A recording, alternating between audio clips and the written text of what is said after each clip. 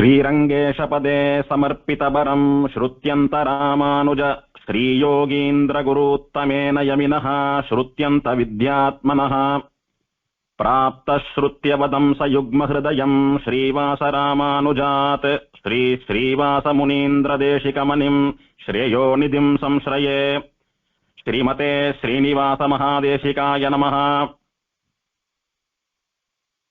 நம்முடைய தேசிக சம்பிரதாயத்திலே முனித்திரைய சம்பிரதாயத்திலே ஸ்ரீரங்கம் ஸ்ரீமத் ஆண்டவன் பெரியாசிரமம்னு சொல்லக்கூடியதான ஆச்சாரிய பரம்பரை,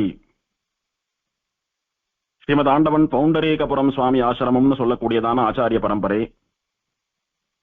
இந்த ரெண்டு ஆச்சாரிய பரம்பரைகளிலும் தினமும் நித்தியானுசந்தானத்தில் இந்த ஆச்சாரியனுடையதான தனியன் சேவிக்கப்படுகிறது. அது மட்டுமல்லாமல் காஞ்சிபுரத்திலே சுவாமி லக்ஷ்மிகுமார தாத்த தேசிகனுடைய வம்சத்தைச் சேர்ந்தவரான மகா வித்வான் திருப்புட்குழி சுவாமின்னு சொல்லக்கூடிய திருப்புட்குழி சுவாமி ஸ்ரீகிருஷ்ண தாத்தையாரிய மகாதேசிகன்னு சொல்லக்கூடிய சுவாமியினுடைய வேதாந்த காலக்ஷேப பரம்பரையிலும் இந்த சுவாமியினுடைய தனியன் தினந்தோறும் அனுசந்திக்கப்படுகிறது. இப்படி மூன்று சம்பிரதாயங்களிலே தினந்தோறும் அனுசந்திக்கப்படுகிற இந்த சுவாமியானவர் ஸ்ரீமத் பெரியாண்டவன் சொல்லக்கூடிய ஸ்ரீனிவாச மகாதேசிகன். இந்த சுவாமியை பற்றினதான வைபவத்தை கேட்கிறச்ச நமக்கெல்லாம் உடம்புல அப்படியே ஒரு சிலிர்ப்பு ஏற்படும். பகவானுடைய சரித்திரத்தை கேட்டா நமக்கு பாவம் போய் ஞானம் பக்தி எல்லாம் வந்து நமக்கு ஒரு நல்ல கதி பிறக்கிறது. இந்த வாழ்க்கையும் நன்னா வாழ்ந்துட்டோ மோட்சத்துக்கும் அது நல்ல உபகாரம் ஆறுது அப்படின்னு சொல்றது போல பகவானுடைய அடியார்களான பாகவதாலுடைய சரித்திரத்தை கேட்கிற போதும் இதெல்லாம் நடக்கும். நமக்கு பாகவதால யார் வசந்தவான்னு பார்த்தால் ஆச்சாரியர்களாக இருக்கக்கூடிய பாகவதா வசந்தவா. அதிலும் இப்படி சந்நியாசாசிரமம் எல்லாம் ஸ்வீகாரம் பண்ணிக்கொண்டு மகா விரக்தியோட கூட எழுந்தருளி இருந்த சுவாமி பெரியாண்டவனை போன்ற ஆச்சாரியெல்லாம் பரம பாவனமானவா. அவளை பத்தி சொல்றச்சேயோ கேட்கறச்சேயோ நினைச்சுக்கிறச்சேயோ அவளுடையதான பிருந்தாவனம் விக்கிரகம் இதையெல்லாம் சேவிக்கிறச்சேயோ தனியன் சொல்றச்சேயோ நம்முடைய பாவம் மொத்தமா போறது, நமக்கு எல்லா விதமான நலன்களும் ஏற்படுறது. அப்பேற்பட்ட மகானுடையதான திருநக்ஷத்திரம் இன்னைக்கு. இந்த கலியுகம் தொடங்கி 4900வது வருஷம், அதாவது தமிழ் வருஷத்திலே ரௌத்ரி வருஷம், ஒரு மாசி மாசம் பூச நட்சத்திரம்னு சொல்லக்கூடியதான புஷ்யத்திலே இங்கிலீஷ் டேட் சொல்லணும் அப்படின்னா 1801வது வருஷம் பிப்ரவரி மாசம் 25ஆம் தேதி காஞ்சிபுரத்துக்கு அருகே பீலி அரணைன்னு சொல்லக்கூடியதான ஒரு கிராமம். அந்த கிராமத்திலே சாண்டில்ய கோத்திரத்தில் சாமவேதத்தை அத்தியனம் பண்ணக்கூடியதான சாமசாக்கையிலே திவா பிரதீபம் வம்சம் அப்படின்னு ஒரு வம்சம், தமிழ்ல பகல் தீவட்டியார்னு சொல்லுவா. இந்த பகல் தீவட்டி வம்சத்திலே வசந்த பிரம்மவித்தா வேதாத்தியனம் பண்ணிட்டு மகா ஞான அனுஷ்டானங்களோட கூட ஒரு சுவாமி எழுந்தார். அந்த சுவாமிக்கு ஸ்ரீ கிருஷ்ணமாச்சாரிய சுவாமின்னு திருநாமம். இந்த சுவாமி வேதாத்தியனம் பண்ணி மகாவித்வானாக இருந்தது மட்டுமல்லாமல் சுதர்சன மகா மந்திரத்தை ஜபித்து ஜபித்து ஜபித்து ஜபித்து சித்தி பெற்ற மகாத்மா. அந்த மகானுடைய குழந்தையாக ஆண் குழந்தையாக நம்முடைய பெரியாண்டவன் திரு அவதாரம் பண்ணினார். சுவாமிக்கு திருத்தகப்பனார் இட்ட திருநாமம் ஸ்ரீனிவாசராகவன் என்பது. இந்த சுவாமி, அதாவது இந்த குழந்தை அவதாரம் பண்ணின போதே இந்த குழந்தைய கட்டாட்சிச்ச பெரியவாள்லாம் குழந்தையினுடைய அங்க லட்சணங்களை பார்த்துட்டு குழந்தையினுடையதான ஜாதகத்தை எல்லாம் கணிச்சு பார்த்துட்டு இந்த குழந்தை பெரிய சக்கரவர்த்தியா வருவான் அப்படின்னு ஆசீர்வாதம் பண்ணினாலாம். இந்த குழந்தை நிறைய சிஷ்யாளுக்கு ஞானத்தை வழங்கக்கூடிய, நிறைய சிஷ்யர்கள் மோட்சம் சேர்வதற்கு காரணமாக ஒரு பெரிய சம்பிரதாய ஆச்சாரிய சக்கரவர்த்தியாக வருவார் அப்படின்னு பெரியவா அன்னைக்கே சுவாமியை கட்டாட்சிச்சிருக்கா. இந்த சுவாமி மூலமாக நம்முடைய விசிஷ்டாத்வைத சித்தாந்தமும் தடைக்கும் அப்படின்னு இந்த சுவாமியை பால்யத்திலே குழந்தை பருவத்திலேயே அனுகிரகம் பண்ணின மகான்களும் பலர் அப்படின்னு கேள்விப்படுறோம். இது என்ன சுவாமி பிறந்த குழந்தைய பார்த்து இப்படி ஆசீர்வாதம் பண்றாளே அப்படின்னா அதுதான் மகான்களுடையதான வாக்கு. மகான்கள்லாம் தூரதர்சனம் நிறைந்தவா, அவளுக்கு என்ன நடக்க போறதுன்றது தெரியும். அப்படி அவ குழந்தையினுடைய அங்கலட்சணங்கள் ஜாதகத்தை எல்லாம் கணிச்சு சொன்னது அது அத்தனையும் சத்தியமா பலிச்சது பின்னாலே. அப்படின்ற விஷயம் அடியேன் சொல்லி நமக்கெல்லாம் தெரிய வேண்டியதில்லை. இப்படியா ஆச்சரியமான ஒரு அவதாரம் பண்ணின இந்த குழந்தை, ஸ்ரீனிவாசராகவன் என்று பெயர் பெற்ற இந்த தெய்வ குழந்தை, சாஸ்திர சம்பிரதாயப்படி 7வது வயசிலே குழந்தைக்கு உபநயனம் பண்ணி வைக்கப்பட்டது. குழந்தைக்கு பூணல் போட்டு பிரம்மோபதேசம் எல்லாம் பண்ணி வைத்தார் திருத்தகப்பனார். அன்னையிலிருந்து ஒரு காலம் விடாமல் சந்தியாவந்தனம், ஆத்தியான்னிகம் முதலான அனுஷ்டானங்களை எல்லாம் தவறாமல் பண்ணிக்கொண்டு நித்தியம் பல ஆவர்த்திகள் ஜபம் பண்ணிக்கொண்டு முக்கிய அனுஷ்டானங்களையே பண்ணிக்கொண்டு வந்தது குழந்தை. அப்படி பன்னிண்ட உபநயனத்துக்கு அனுகூலமா சுவாமி ரொம்ப ஆச்சாரத்தோடைய கூட நித்தியானுஷ்டானங்களை எல்லாம் பன்னிண்டு வரதை பார்த்த திருத்தகப்பனார் ரொம்ப சந்தோஷப்பட்டார்.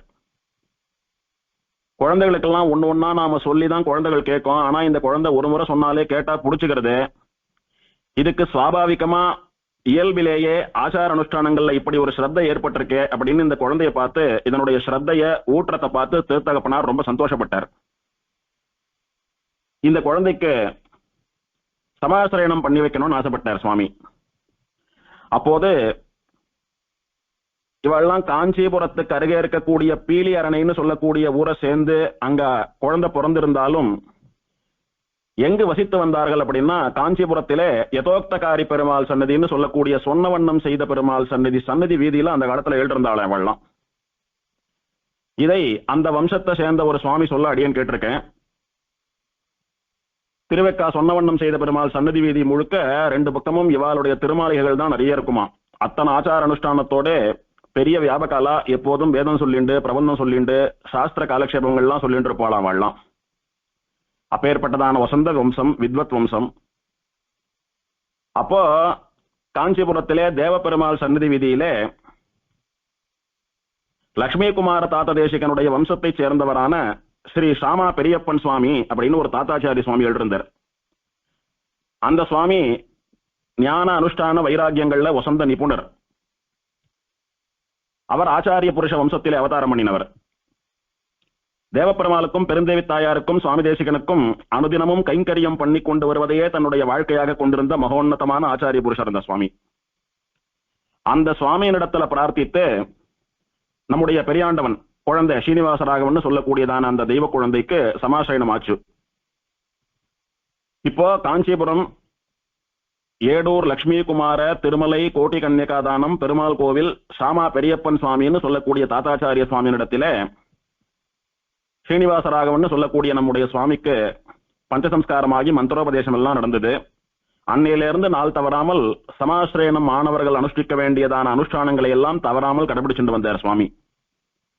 விசேஷமா ரகசிய திரயங்களை எல்லாம் ஆச்சரியமா நிறைய ஆவர்த்திகள் ஜபம் பண்ணிட்டு வந்தார்.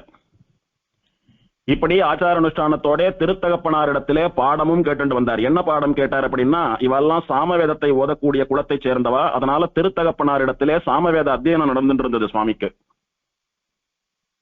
சுவாமி சாமம் சொன்னாரானா அப்படி வெங்கல குரல் போல ஆச்சரியமா ஒலிக்குமாம். இதனால அந்த காலத்துல வேதாத்தியனம் பண்ணின நிறைய பெரியவா இந்த குழந்தைய சாமவேதம் சொல்ல சொல்லி கேட்டு மகிழ்வாலாம். அத்தனை ஒரு வெங்கல குரலோடைய கூட குழந்தை சாமவேதம் சொல்றச்ச கேட்கறதுக்கு அப்படி ஒரு ஆத்மானுபூதி ஏற்படும். காதுக்கு மனசுக்கு மட்டுமல்ல, ஆத்மா வரைக்கும் ஒரு குளிர்ச்சி ஏற்படுத்துமா அப்பேற்பட்ட ஒரு தெய்வ குழந்தை. அதோடு கூட காவியங்கள், நாடகங்கள் இதெல்லாமும் பாடம் சொல்லிட்டு வந்தார் திருத்தகப்பனார். இப்படி குழந்தை உபநயனம் பண்ணிண்டு, வேதாத்தியனம் பண்ணிண்டு, சமாசயனம் எல்லாம் பண்ணிண்டு, அனுஷ்டானங்களை எல்லாம் பண்ணிண்டு, காவியம் நாடகம் இதெல்லாம் வாசிச்சுட்டே வர சமயத்துல குழந்தைக்கு சுமார் ஒரு 10 வயசு இருக்கிற சமயத்துல குழந்தையினுடைய திருத்தகப்பனாரான கிருஷ்ணமாச்சாரிய சுவாமி சேது யாத்திரை பண்ணணும்னு திருவுள்ளப்பட்டார். திருப்புல்லானிக்கு போய் திருவனையை சேவித்து திருவனையிலே தீர்த்தாமாடி பெருமாளை சேவிச்சுட்டு வரணும் அப்படின்னு சுவாமிக்கு ஒரு ஆசை பிறந்தது. அப்போ குமாரரான ஸ்ரீனிவாசராகவன் சொல்லக்கூடிய நம்முடைய சுவாமியையும் கூடவே அழிச்சுட்டு போனார். இப்ப நாமெல்லாம் போற மாதிரி இங்க வண்டி ஏறினா அங்க போய் இறங்குறது, ஒரு நாள்ல தீர்த்தாமாடி பெருமாளை சேவிச்சுட்டு திரும்பிடுறதுன்னு இருந்த காலம் அல்ல அது. இவ காஞ்சிபுரத்துல இருந்தே பாத யாத்திரையா நடந்தே போகணும், வண்டி ஏற மாட்டா. அந்தந்த வேலைக்கு நடக்க வேண்டிய அனுஷ்டானங்கள், ஜபம், பிரம்மயக்ஞம் சொல்றது, நித்தியகர்ம அனுஷ்டானங்கள், வேத அத்தியாபனம் பண்ணி வைக்கிறது, சந்த சொல்றது, ஜபம் பண்றது, இதெல்லாம் வழியில அங்கங்க தகுந்த இடத்துல ஏகாந்தமா நடந்துட்டே இருக்கும். நித்தியம் சாலகிராம பெருமாளை கையில வேலை பண்ணிட்டு போய் திருவாராதனம் தவறாம நடக்கணும். அடுப்பு மூட்டி தலிகை பண்ணி பெருமாளுக்கு கண்டரோட பண்ணி தான் சாப்பிட முடியும். அதுவும் எல்லா இடத்துல எல்லாம் சாப்பிட முடியாது. எங்க இவ ஆச்சாரத்துக்கு தகுந்தபடி ஒரு ஸ்ரீ வைஷ்ணவருடைய திருமாளிகை கணத்தோட கூட கிடைக்கிறதோ அங்க ஏகாந்தமா இவ தன்னுடைய கையாலே தலிகை பண்ணி சாப்பிடும்படியாதான் இருக்கும். அப்படி உத்தமமான ஆச்சாரத்தோட கூட காஞ்சிபுரத்துல இருந்து சேத்து யாத்திரையா புறப்பட்டார். புறப்படுற போது திருக்குடந்தைக்கு போய் அங்க ஆறாவது ஆழ்வான்னு சொல்லக்கூடிய நம்முடைய சாரங்கபாணி பெருமாளை சேவிச்சுட்டு அங்க இருக்கிற பெருமாள்களை எல்லாம் சேவித்தார். அப்போ திருக்குடந்தையிலே வராக பெருமாள் சன்னதி அருகே பாட்ராச்சாரியார் தெருவுன்னு ஒரு தெரு உண்டு. அங்கே வசிப்பவர்கள் எல்லாம் நாவல்பாக்கம் தாத்தாச்சாரிய சுவாமிகள் அங்க இருக்கிறவாள்லாம். அப்போ அந்த வம்சத்திலே நாவல்பாக்கம் திருமலை சதுர்வேத சதக்கரத்தோ ஸ்ரீ ராகவ பாட்ராச்சாரிய சுவாமின்னு ஒரு சுவாமி எழுதிருந்தார். அந்த சுவாமி ஆச்சார அனுஷ்டானங்கள்ல ரொம்ப வசந்த சுவாமி. பெரிய பண்டிதர், பெரிய பரமைகாந்தி. பண்டிதர்னா சாதாரண பண்டிதர் அல்ல, சதுசாஸ்திர பண்டிதர். 4 சாஸ்திரங்களும் நாக்கில நாட்டியமாடம் இருக்கு. வேதத்திலே ரொம்ப கரை கண்ட பிரம்மவித் அந்த சுவாமி. பஞ்சகால பராயணரா நித்தியம் பரமைகாந்தியா அனுஷ்டானங்களை எல்லாம் பண்ணிட்டு பல பேருக்கு பாடம் சொல்லிட்டு காலக்ஷேபங்கள் எல்லாம் சாதிச்சுட்டு வந்தார். அந்த சுவாமிக்கு நிறைய சொத்துக்கள்லாம் உண்டு, பெரிய தனிகர். அதனால நித்தியமும் ஆத்துக்கு வரக்கூடிய ஸ்ரீ வைஷ்ணவாளுக்கு நன்னா விசேஷமா அதிதி சத்காரம்னு சொல்லக்கூடிய சாதம் போடுறதையும் தவறாம பண்ணிட்டு வந்தார். அன்னங்கள்ல எந்த அன்னம் உசந்ததுன்னு சொன்னா பாகவதா அன்னம் உசந்தது. அதாவது பரம பாகவதாலாக இருக்கக்கூடிய ஸ்ரீ வைஷ்ணவா கையாலே சாதிக்கப்பட்ட அன்னம், அவர்கள் ஆத்து அன்னம் ரொம்ப விசேஷம். அதுலயும் ஸ்ரோத்ரிய அன்னம் ரொம்ப விசேஷம். அதாவது அவ எந்த சாக்கையில பிறந்தாலோ அந்த சாக்கையினுடைய வேதத்தை பூரணமா அத்தியனம் பண்ணி இருக்கிறவாளுக்கு ஸ்ரோத்ரியான்னு பேர் பொதுவா. அந்த மாதிரி விசேஷமா வேதாத்தியனம் பண்ணிட்டோ வேதத்திலே சொல்லப்பட்ட அனுஷ்டானங்களை எல்லாம் பண்ணி கொண்டோ வேதாந்த சிந்தனை பண்ணிட்டு இருக்கிறவாளுக்கு ஸ்ரோத்ரியாருன்னு பேரு. அவளுடைய அகத்திலே அவ கையாலே பெருமாளுக்கு கண்டுருள பண்ணப்பட்ட அன்னப்பிரசாதம் ரொம்ப வசதி, ரொம்ப விசேஷம். அதை கேட்டும் பெறலாம். அதாவது பொதுவா சுவாமி எனக்கு சாதம் போடுறாங்களா, நான் சாப்பிட வரலாமா அப்படின்னு கேட்கறதுக்கு எல்லாருமே சங்கோஜப்படுவோம். ஒருத்தர் ஆத்துக்கு சாப்பிட வரலாமா, எனக்கு பசிக்கிறது, நான் சாப்பிட வரட்டுமா அப்படின்னு கேட்கணுமா நமக்கு எல்லாருக்குமே சங்கோஜம் உண்டு, தயங்குவோம். ஆனா இந்த மாதிரி பரம பாகவதாலா இருக்கக்கூடிய ஸ்ரோத்ரியர்கள் இருக்கா பாருங்க, வேதாத்தியனம் பண்ணிட்டு நித்தியம் தவறாம அனுஷ்டானம் பண்ணி திருவாராதனம் பண்ணக்கூடிய சுவாமிகள், அவ ஆத்துல நான் சாப்பிட வரலாமா அப்படின்னு லஜ்ஜையை விட்டு வெக்கமில்லாம கேட்டே சாப்பிடலாமா. ஆகையினாலே ஸ்ரோத்ரிய அன்னம் வேண்டி பெற வேண்டியது, வேண்டியானம் பெற வேண்டியது. அவளே கூட்டு போட்டா சந்தோஷம், இல்ல நாமளே கேட்டாவது வாங்கி சாப்பிடணும் அப்படின்னு சொல்றபடினாலே அந்த காலத்துல திருக்குடந்தையில நிறைய வைராக்கியத்தோட கூட பரமைகாந்திகளா ஆச்சார அனுஷ்டானத்தோட கூட இருந்த சுவாமிகள்லாம் நிறைய. அதுல விசேஷமா இவராத்துல போய் தங்கணும்னு நம்ம பெரியாண்டவனுடைய திருத்தகப்பனார் திருவுள்ளப்பட்டார். அப்போ அந்த சுவாமியினுடைய ஆத்துக்கு போனார். அங்கே கொஞ்ச காலம் தங்கி இருந்து அனுஷ்டானங்களை எல்லாம் பண்ணிட்டு தலிகை பண்ணி சாப்பிட்டு பெருமாளுக்கு திருவாராதனம் எல்லாம் பண்ணிட்டு திவதேச யாத்திரை பண்ணிட்டு இருந்தார். அப்போ திடீர்னு திருப்புலானி கிளம்பலாம் அப்படின்னு சொல்லி சுவாமியினிடத்துல விடைபெற்று கொண்டு கிளம்பலான்னு நினைக்கிறார்.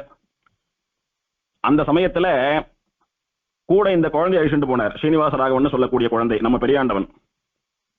அந்த சுவாமியினுடைய தேஜஸை பார்த்த நாவல்பாக்கம் பாட்ராச்சாரிய சுவாமி, ராகவ பாட்ராச்சாரிய சுவாமிக்கு ரொம்ப பிடிச்சு போயிடுது குழந்தைய. இது என்ன குழந்தை இந்த சின்ன வயசுல இவ்வளவு தேஜஸ்வியா இருக்கானே, அது மட்டும் அல்லாமல் வேதம் சொல்ல சொன்னா கணீர்னு அவ்வளவு ஆச்சரியமா சொல்றது குழந்தை. சாமவேதம் கத்துக்காதவாளுக்கு கூட கத்துக்கணும் போல தோணும் இந்த குழந்தை சொல்றது கேட்டா, அப்படி சொல்றது. சொல்லி வச்ச பாடங்களை எல்லாம் சரியா ஞாபகம் வச்சுட்டு இருக்கான்னு பார்த்தா திருத்தகப்பனார் எப்படி சொல்லி கொடுத்தாரோ அப்படியே அக்ஷரம் மாறாம அர்த்தங்களோடு கூட மனப்பாடமா வாச்சோவிதயமா சொல்றது குழந்தை, புஸ்தகம் இல்லாம சொல்றது. வேதத்திலும் காவியத்திலும் இப்படி ஈடுபாடு உண்டு, அருளி செயல்ல எப்படி ஈடுபாடு உண்டோ குழந்தைக்கு அப்படின்னு சோதிக்கணும்னு நினைச்சார் அந்த சுவாமி. அப்போ சாமவேத அத்தியனம் பண்ணினாலும் அப்பப்போ திவ்ய பிரபந்த பாசுரங்களையும் திருத்தகப்பனார் சுவாமி குழந்தைக்கு சொல்லி வச்சுட்டு வந்தார். அதிலே ஆச்சரியமாக திருநெடுந்தாண்டகத்திலேருந்து ஒரு பாட்டு சொல்லு பார்க்கலான்னு அந்த சுவாமி கேட்டார் நம்ம குழந்தைய. அப்போ இந்த சுவாமி கையில ஒரு புஸ்தகம் கூட வச்சுக்காமல் அந்த பாசுரத்தை மனப்பாடமா சொன்னது மட்டும் இல்லாமல் ஒரு வியாக்கியானத்தையும் கையில வச்சுக்காம வாச்சோ விதயமா மனப்பாடமா அதுக்கு என்னென்ன வியாக்கியானங்கள்லாம் உண்டோ அதெல்லாம் கோர்வையா சொல்லி ரொம்ப ஆச்சரியமான ஒரு அனுபவத்தை ஏற்படுத்தினாராம். இத பார்த்த உடனே சந்தேகமே இல்ல, இந்த பையன் பின்னால ஒரு பெரிய வியாபகனா வருவான், மகா வித்வானா வருவான், இவனால சம்பிரதாயத்துல நிறைய பேர் பயன் பெற போறா அப்படின்னு பூரணமா ஆசீர்வாதம் பண்ணினார் இந்த ராகவ பாட்டராச்சார் சுவாமி. இந்த ஒரு சுவாமி மட்டுமல்ல, நம்ம சுவாமி குழந்தையா பிறந்த போதே அவருடைய அங்கலட்சணங்கள், அவருடைய ஜாதகத்தை எல்லாம் பார்த்து பல மகான்கள் ஆசீர்வாதம் பண்ணினா. காஞ்சிபுரத்துல எத்தனையோ மகான்கள் நித்தியமும் சரி, விசேஷமா தேவப்பெருமாள் சுவாமி தேசிகன் அவதார உற்சவங்கள்லயும் சரி, இந்த குழந்தைய வேதம் சொல்ல சொல்லி கேட்டு ரொம்ப நன்னா வருவே அப்படின்னு ஆசீர்வாதம் பண்ணின மகான்கள் எத்தனையோ பேர். அந்த மாதிரி இந்த பாட்டராச்சாரிய சுவாமியும் குழந்தைய ஆசீர்வாதம் பண்ணினார். இப்போ குழந்தையினுடைய திருத்தகப்பனார் கிருஷ்ணமாச்சாரிய சுவாமி பாட்டராச்சாரிய சுவாமி என்று சொல்லிட்டு புறப்படுறார். சுவாமி, அடியன் சேத்து யாத்திரையை தொடர்றேன், அடியன் குழந்தைய அழிச்சுட்டு போறேன், குழந்தைய அனுகிரகிக்கணும் அப்படின்னு பிரார்த்திக்கிறார். அப்போ கிருஷ்ணமாச்சாரிய சுவாமிக்கு பாட்டராச்சார சுவாமி சாதிச்சாராம், சுவாமி இந்த சின்ன வயசுல, அதாவது இந்த 10 வயசுல குழந்தைய அத்தனை தூரம் நடத்தி அழிச்சுட்டு போக வேண்டாம், சோர்ந்து போயிடுவான் குழந்தை. நீங்க நல்லபடியா சேத்து ஸ்நானம் பண்ணிட்டு பெருமாள் எல்லாம் சேவிச்சுட்டு யாத்திரையை முடிச்சுட்டு நிதானமா வாங்கோ. அது வரைக்கும் குழந்தைய அடியன் நம்மாத்திலேயே வச்சுக்கிறேன், நானே சாதம் போட்டு என்னுடைய சொந்த பிள்ளையாட்டமா பாத்துக்கிறேன். வர வரைக்கும் குழந்தைக்கு நான் காவிய பாடங்கள் சாஸ்திர பாடங்களை எல்லாம் சொல்லி வச்சுட்டு இருக்கேன், குழந்தை என்னோடய இருக்கட்டும் அப்படின்னு சொன்னார். அந்த சுவாமி, இவன் நம்முடைய அபிமானி அப்படின்னு சொல்லி அபிமானிப்பான் ஒரு பாகவதனுடைய நிழலிலே ஒதுங்கி வர்த்தித்தல் செய்யலாம் அப்படின்னு ஸ்ரீபாஷ்யக்காரர் சாதிச்சார். நமக்கு என்ன பெருமை அப்படின்னா, ஒரு பரம பாகவதோத்தமர், ஒரு பரமைகாந்தி, ஒரு வித்வான், ஒரு ஆச்சாரிய புருஷர், இவன் நம்மளை சேர்ந்தவன் அப்படின்னு நம்மளை தட்டி கொடுக்கணும். அலியன்னம் பையல் என்னார் அம்மவோ கொடியவாரே, அந்த மாதிரி மகான்களுடைய அனுகிரகத்தை பெறணும். இவன் நம்ம பையன், நம்ம குழந்தை இவன் அப்படின்னு மகான்கள் வாக்குல வரணும். அந்த மாதிரி மற்ற பாகவதாலே கொண்டாடப்படக்கூடியவனாக இருக்க வேணும், அதுவே போறோம் நமக்கு அப்படின்னு ஸ்ரீபாஷ்யக்காரர் சாதிச்சார். அந்த மாதிரி 10 வயசு குழந்தையா இருக்கிறச்சேயே இப்பேற்பட்ட ஒரு மகான் நம்ம குழந்தைய நானே வச்சுட்டு என் குழந்தையாட்டமா பாத்துக்கிறேன், பாடமெல்லாம் சொல்லி தரேன்னு சொல்லி அனுகிரகம் பண்றாரு. இந்த அனுகிரகத்தை சம்பாதிக்கிறதுன்னா ஒரு ஸ்ரீ வைஷ்ணவனுக்கு பெரிய விஷயம். பகவானுடைய அனுகிரகத்தினாலே, பெரியவாளுடைய கிருப்பையினாலே இந்த குழந்தைக்கு அது கிடைச்சிருக்கு அப்படின்னு சொல்லி தன்னுடைய குழந்தைய சுவாமியின் இடத்துல ஒப்படைச்சிட்டு போனார். சுவாமி திருவுள்ளப்படியே ஆகட்டும், அடியனுக்கு அதை விட பாக்கியம் ஒண்ணும் இல்லை, குழந்தை எங்கேயே விட்டுட்டு போறேன் அடியன் அப்படின்னு சொல்லி நம்ம பெரியாண்டவனை அவாத்துல விட்டுட்டு சுவாமி திருவண்ண யாத்திரை போனார். போய் அவர் அனுஷ்டானத்தை எல்லாம் முடிச்சுட்டு சுமார் ஒரு 3 மாசம் கழிச்சு திரும்ப வர பாருங்க, எத்தனை தூரம் நடந்து எப்படியெல்லாம் அனுஷ்டானங்கள் பண்ணிட்டு எத்தனை சிரமப்பட்டு போயிருப்பாரு பாருங்க. திருக்குடந்தையிலேருந்து திருப்புல்லாணி போய் திரும்புறதுக்கு 3 மாசம். அதே மாதிரி ஆச்சோ போச்சோன்னு அறக்க பறக்க சேவிச்சுட்டு வரவாள்லாம் கிடையாது. ஒரு திவதேசம்னு போனா கேவலம் கடைசி பட்சமா 3 நாளாவது ஒரு திவதேசத்துல இருப்பா. ஒரு திவதேசத்திலும் குறைஞ்சது 3 நாள் பூர்த்தியா இருப்பா, 3 ராத்திரி 3 பகல். அப்படி இருக்கணும் சாஸ்திரம் சொல்றது. அவள்லாம் அப்படி இருந்த பெரியவா. 4 கோவில் சேவிச்சாலும் கூட சாஸ்திரப்படி நன்னா அனுபவிச்சு சேவிக்கிற பெரியவா. அவ இன்னொரு முறை பெருமாளை போய் சேவிக்கணுன்ற அவசியம் இல்லாதபடிக்கு அவளுக்கு எல்லாம் மனசுல பதிஞ்சு போயிடும். நாமளும் அப்படிதான் சேவிக்க பழகணும் முடிஞ்ச மட்டும். அப்படி எல்லா பெருமாள்களையும் அத்தனை நாள் அனுபவித்துக் கொண்டு 3 மாசம் கழிஞ்சு திரும்பினார். அதுக்குள்ள இங்க குழந்தை நிறைய காவியங்கள் வாசிச்சுடுத்து. அதாவது அந்த 3 மாசத்துல மத்தவா என்ன வாசிப்பாலோ அதை விட பல காவியங்கள் வாசிச்சுடுத்து குழந்தை. முக்கியமா பாரத சம்பூன்னு சொல்லக்கூடிய காவியம், அரசாணிப்பாலை வெங்கடாத்வரி கவியனுடைய விஸ்வகுணாதர்ஷ சம்பூன்னு சொல்லக்கூடிய காவியம், இந்த மாதிரி பிரௌடமான காவிய சாஸ்திரங்களை எல்லாம் கூட வாசித்திருந்தது குழந்தை. திருத்தகப்பனார் சுவாமி திரும்ப வந்து சேர்ந்தார். ரொம்ப சந்தோஷத்தோடு கூட குழந்தைய பார்த்தார். குழந்தை முன்ன விட நிறைய பாடங்கள்லாம் கத்துண்டு இன்னும் வித்வானானதை பார்த்தா அத்தனை சந்தோஷம் சுவாமிக்கு. இப்படி வலிய சுவாமியே வந்து நம்முடைய குழந்தைக்கு பாடம் சொல்லி வைத்தாரே, என்ன பாக்கியம் அப்படின்னு சந்தோஷப்பட்டு அந்த சுவாமிக்கு நன்றி தெரிவித்து விட்டு அவரிடத்துல விடை பெற்றுக் கொண்டு குழந்தை அழிச்சுண்டு காஞ்சிபுரத்துக்கு வந்து சேர்ந்தார் தோப்பனர். திரும்பவும் நடுவுல நிறுத்தின சாமவேத அத்தியாபனம் தொடர்ந்தது. குழந்தைக்கு சாமவேதத்தை சொல்லிட்டார். சும்மா ஒரு 13-14 வயசுல குழந்தை சாமவேதத்தை பூரணமா அத்தியனம் பண்ணி முடிச்சுடுத்து. திவ்ய பிரபந்தத்தையும் 4000த்தையும் கத்து தேர்ந்தெடுத்து குழந்தை. அது மட்டுமல்லாமல் அப்பப்போ காவியங்கள், நாடகங்கள், அலங்கார சாஸ்திரம் இதெல்லாமும் திருத்தகப்பனார் சொல்லி வைத்தார். எல்லாத்தையும் கற்று மகாவித்வானாக குழந்தை இருக்கு. இப்போ அந்த வயசுக்கு என்ன கத்துக்க முடியுமோ, அந்த 14 வயசுக்கு என்னென்ன தெரியணுமோ அதை விட ஜாஸ்தியாவே தெரிஞ்சு எடுத்து குழந்தை. அப்புறம் காஞ்சிபுரத்திலேயே தர்க்க சாஸ்திரம் வாசித்தார், வியாக்கரண சாஸ்திரம் வாசித்தார். இந்த தர்க்கம் வியாக்கரணம் அப்படிலாம் சாமானிய சாஸ்திரம்னு சொன்னாலும் இதுதான் வேதாந்த சாஸ்திரத்துக்கு நல்ல அடித்தளம். நல்ல தர்க்க ஞானம் இல்லாவிட்டால், நல்ல வியாக்கரண விற்பத்தி ஞானம் இல்லாவிட்டால் வேதாந்த சாஸ்திரம் அத்தனை சுலபமாக புரியாது. குறிப்பா மற்றவாளுக்கு பாடம் சொல்லக்கூடியவாளுக்கு இது அவசியம். அதனால ரொம்ப ஆச்சரியமா தர்க்க சாஸ்திரம் வியாக்கரண சாஸ்திரத்தை எல்லாம் கூட நன்னா வாசிச்சார் இந்த சுவாமி. அதுலயும் நிபுணரானார். இப்படி வாசிச்சுட்டு இருக்கிற இந்த சமயத்துல ஒரு நாள் திருத்தகப்பனாருடைய அனுமதியை பிரார்த்தித்தார். அப்பாவை சேவித்து பிரார்த்திக்கிறார். சுவாமி, அப்பா, அடியன் ஸ்ரீரங்கத்துக்கு போனோம். அங்கே ஸ்ரீரங்கத்திலே ஸ்ரீரங்கம் சுவாமி, வழுத்தூர் சுவாமி, ஸ்ரீரங்கம் ஆண்டவன், வழுத்தூர் ஆண்டவன் அப்படின்னு எல்லாம் போற்றப்படக்கூடிய ஒரு பெரிய மகா வித்வானான பரம வைராகிய நிதியான உத்தம புருஷரான ஒரு ஆச்சாரியர் இருக்கார். அந்த சுவாமியினிடத்துல நிறைய பேர் சரணாகதி காலக்ஷேபம் எல்லாம் பண்ணிக்கிறா. பெரிய மகான் இந்த சுவாமி, ராமானுஜருடைய அவதாரமாக கருதப்படுபவர். அந்த சுவாமியினிடத்துல அடியேன் போய் பரநியாசம் பண்ணிக்கணும், எனக்கு ஆசீர்வாதம் பண்ணி அனுமதி கொடுங்கோன்னு பிரார்த்திச்சார். திருத்தகப்பனார் சரி, நல்லபடியா ஆறுது அப்படின்னு ஆசீர்வாதம் பண்ணி அனுப்பிவித்தார். சுவாமி காஞ்சிபுரத்துல இருந்து பாத யாத்திரையா ஸ்ரீரங்கத்துக்கு நடந்து போறார். அந்த 13-14 வயசுல அனுஷ்டானங்களையும் விடாமல் தானே தலை பண்ணி சாட்டுண்டு கஷ்டப்பட்டு ஸ்ரீரங்கத்துக்கு போய் சேர்ந்தார். காவேரியில தீர்த்தம் ஆடிட்டு ஆச்சாரியரான வழுத்தூர் சுவாமி, வழுத்தூர் ஆண்டவனை சேவிச்சார். போய் சேவிச்சுட்டு, சுவாமி, அடியன் ஸ்ரீனிவாச ராகவன் காஞ்சிபுரத்துல இருந்து வரேன், இன்ன வம்சம் இதெல்லாம் வாசிச்சிருக்கேன், இந்த சுவாமி இடத்துல சமாசிரயனம், அடியனுக்கு சரணாகதி ஆக வேணும் அப்படின்னு சாஷ்டாங்கமா விழுந்து பிரார்த்தித்தார். மறுபடியும் ஆச்சாரியன் ஆடி போயிட்டார். என்ன, இந்த குழந்தைக்கு ஒரு 13-14 வயசு இருக்குமா, இதுக்குள்ள இத்தனை வாசிச்சுட்டு இத்தனை தேஜஸோடைய கூட நித்தியானுஷ்டானங்களை விடாம இவன் ஒருத்தனே பாத யாத்திரையா இத்தனை தலைகையெல்லாம் பண்ணி சாட்டுண்டு இத்தனை ஆச்சரியமா ஸ்ரீரங்கம் தேடி வந்திருக்கான். அது மட்டும் இல்லாமல் விளையாடின்னு இருக்கிற இந்த 13-14 வயசுல எனக்கு பரநியாசம் பண்ணி வைங்கோன்னு தானே கேட்கிறான். அப்படின்னா அந்த குழந்தைக்கு எத்தனை ஒரு நிஷ்டை ஏற்பட்டிருக்க வேணும். இந்த பால்யத்துல இவனுக்கு இப்படி ஒரு நிஷ்டை ஏற்பட்டது எல்லாம் படுத்துட்டு இருக்கிற பெரிய பெருமாள் ஸ்ரீரங்கநாதனுடைய அனுகிரகம் தான் அப்படின்னு ரொம்ப கொண்டாடினார் நம்முடைய பெரியாண்டவனை.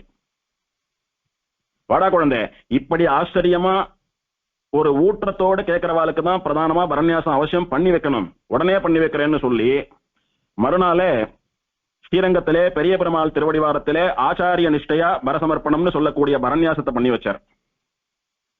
அப்படி ஆச்சாரியனே உகந்து கொண்டாடி அனுகிரகம் பண்ணி விசேஷமான ஈடுபாட்டோட பெரிய பெருமாள் திருவடிகள்ல பரநியாசம் பண்ணி வைக்கும்படியான ஒரு உத்தம சிஷ்யரா 14 வயசுலயே விளங்கினார் நம்ம பெரியாண்டவன்.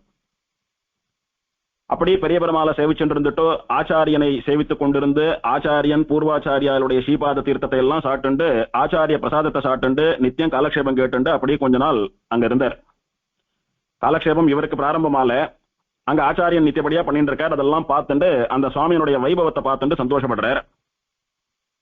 கொஞ்ச நாள்ல ஆச்சாரியனுடைய நியமனத்தை பெற்றுக்கொண்டு சுவாமி, அடியேன் ஆத்துக்கு போறேன், உத்தரவு கொடுக்கணும், அனுகிரகிக்கணும்னு பிரார்த்திக்கிறார். நல்லபடியா போயிட்டு வா அப்படின்னு ஆச்சாரியன் நியமனம் கொடுக்கவே சுவாமி திரும்ப காஞ்சிபுரம் வந்து சேர்ந்தார்.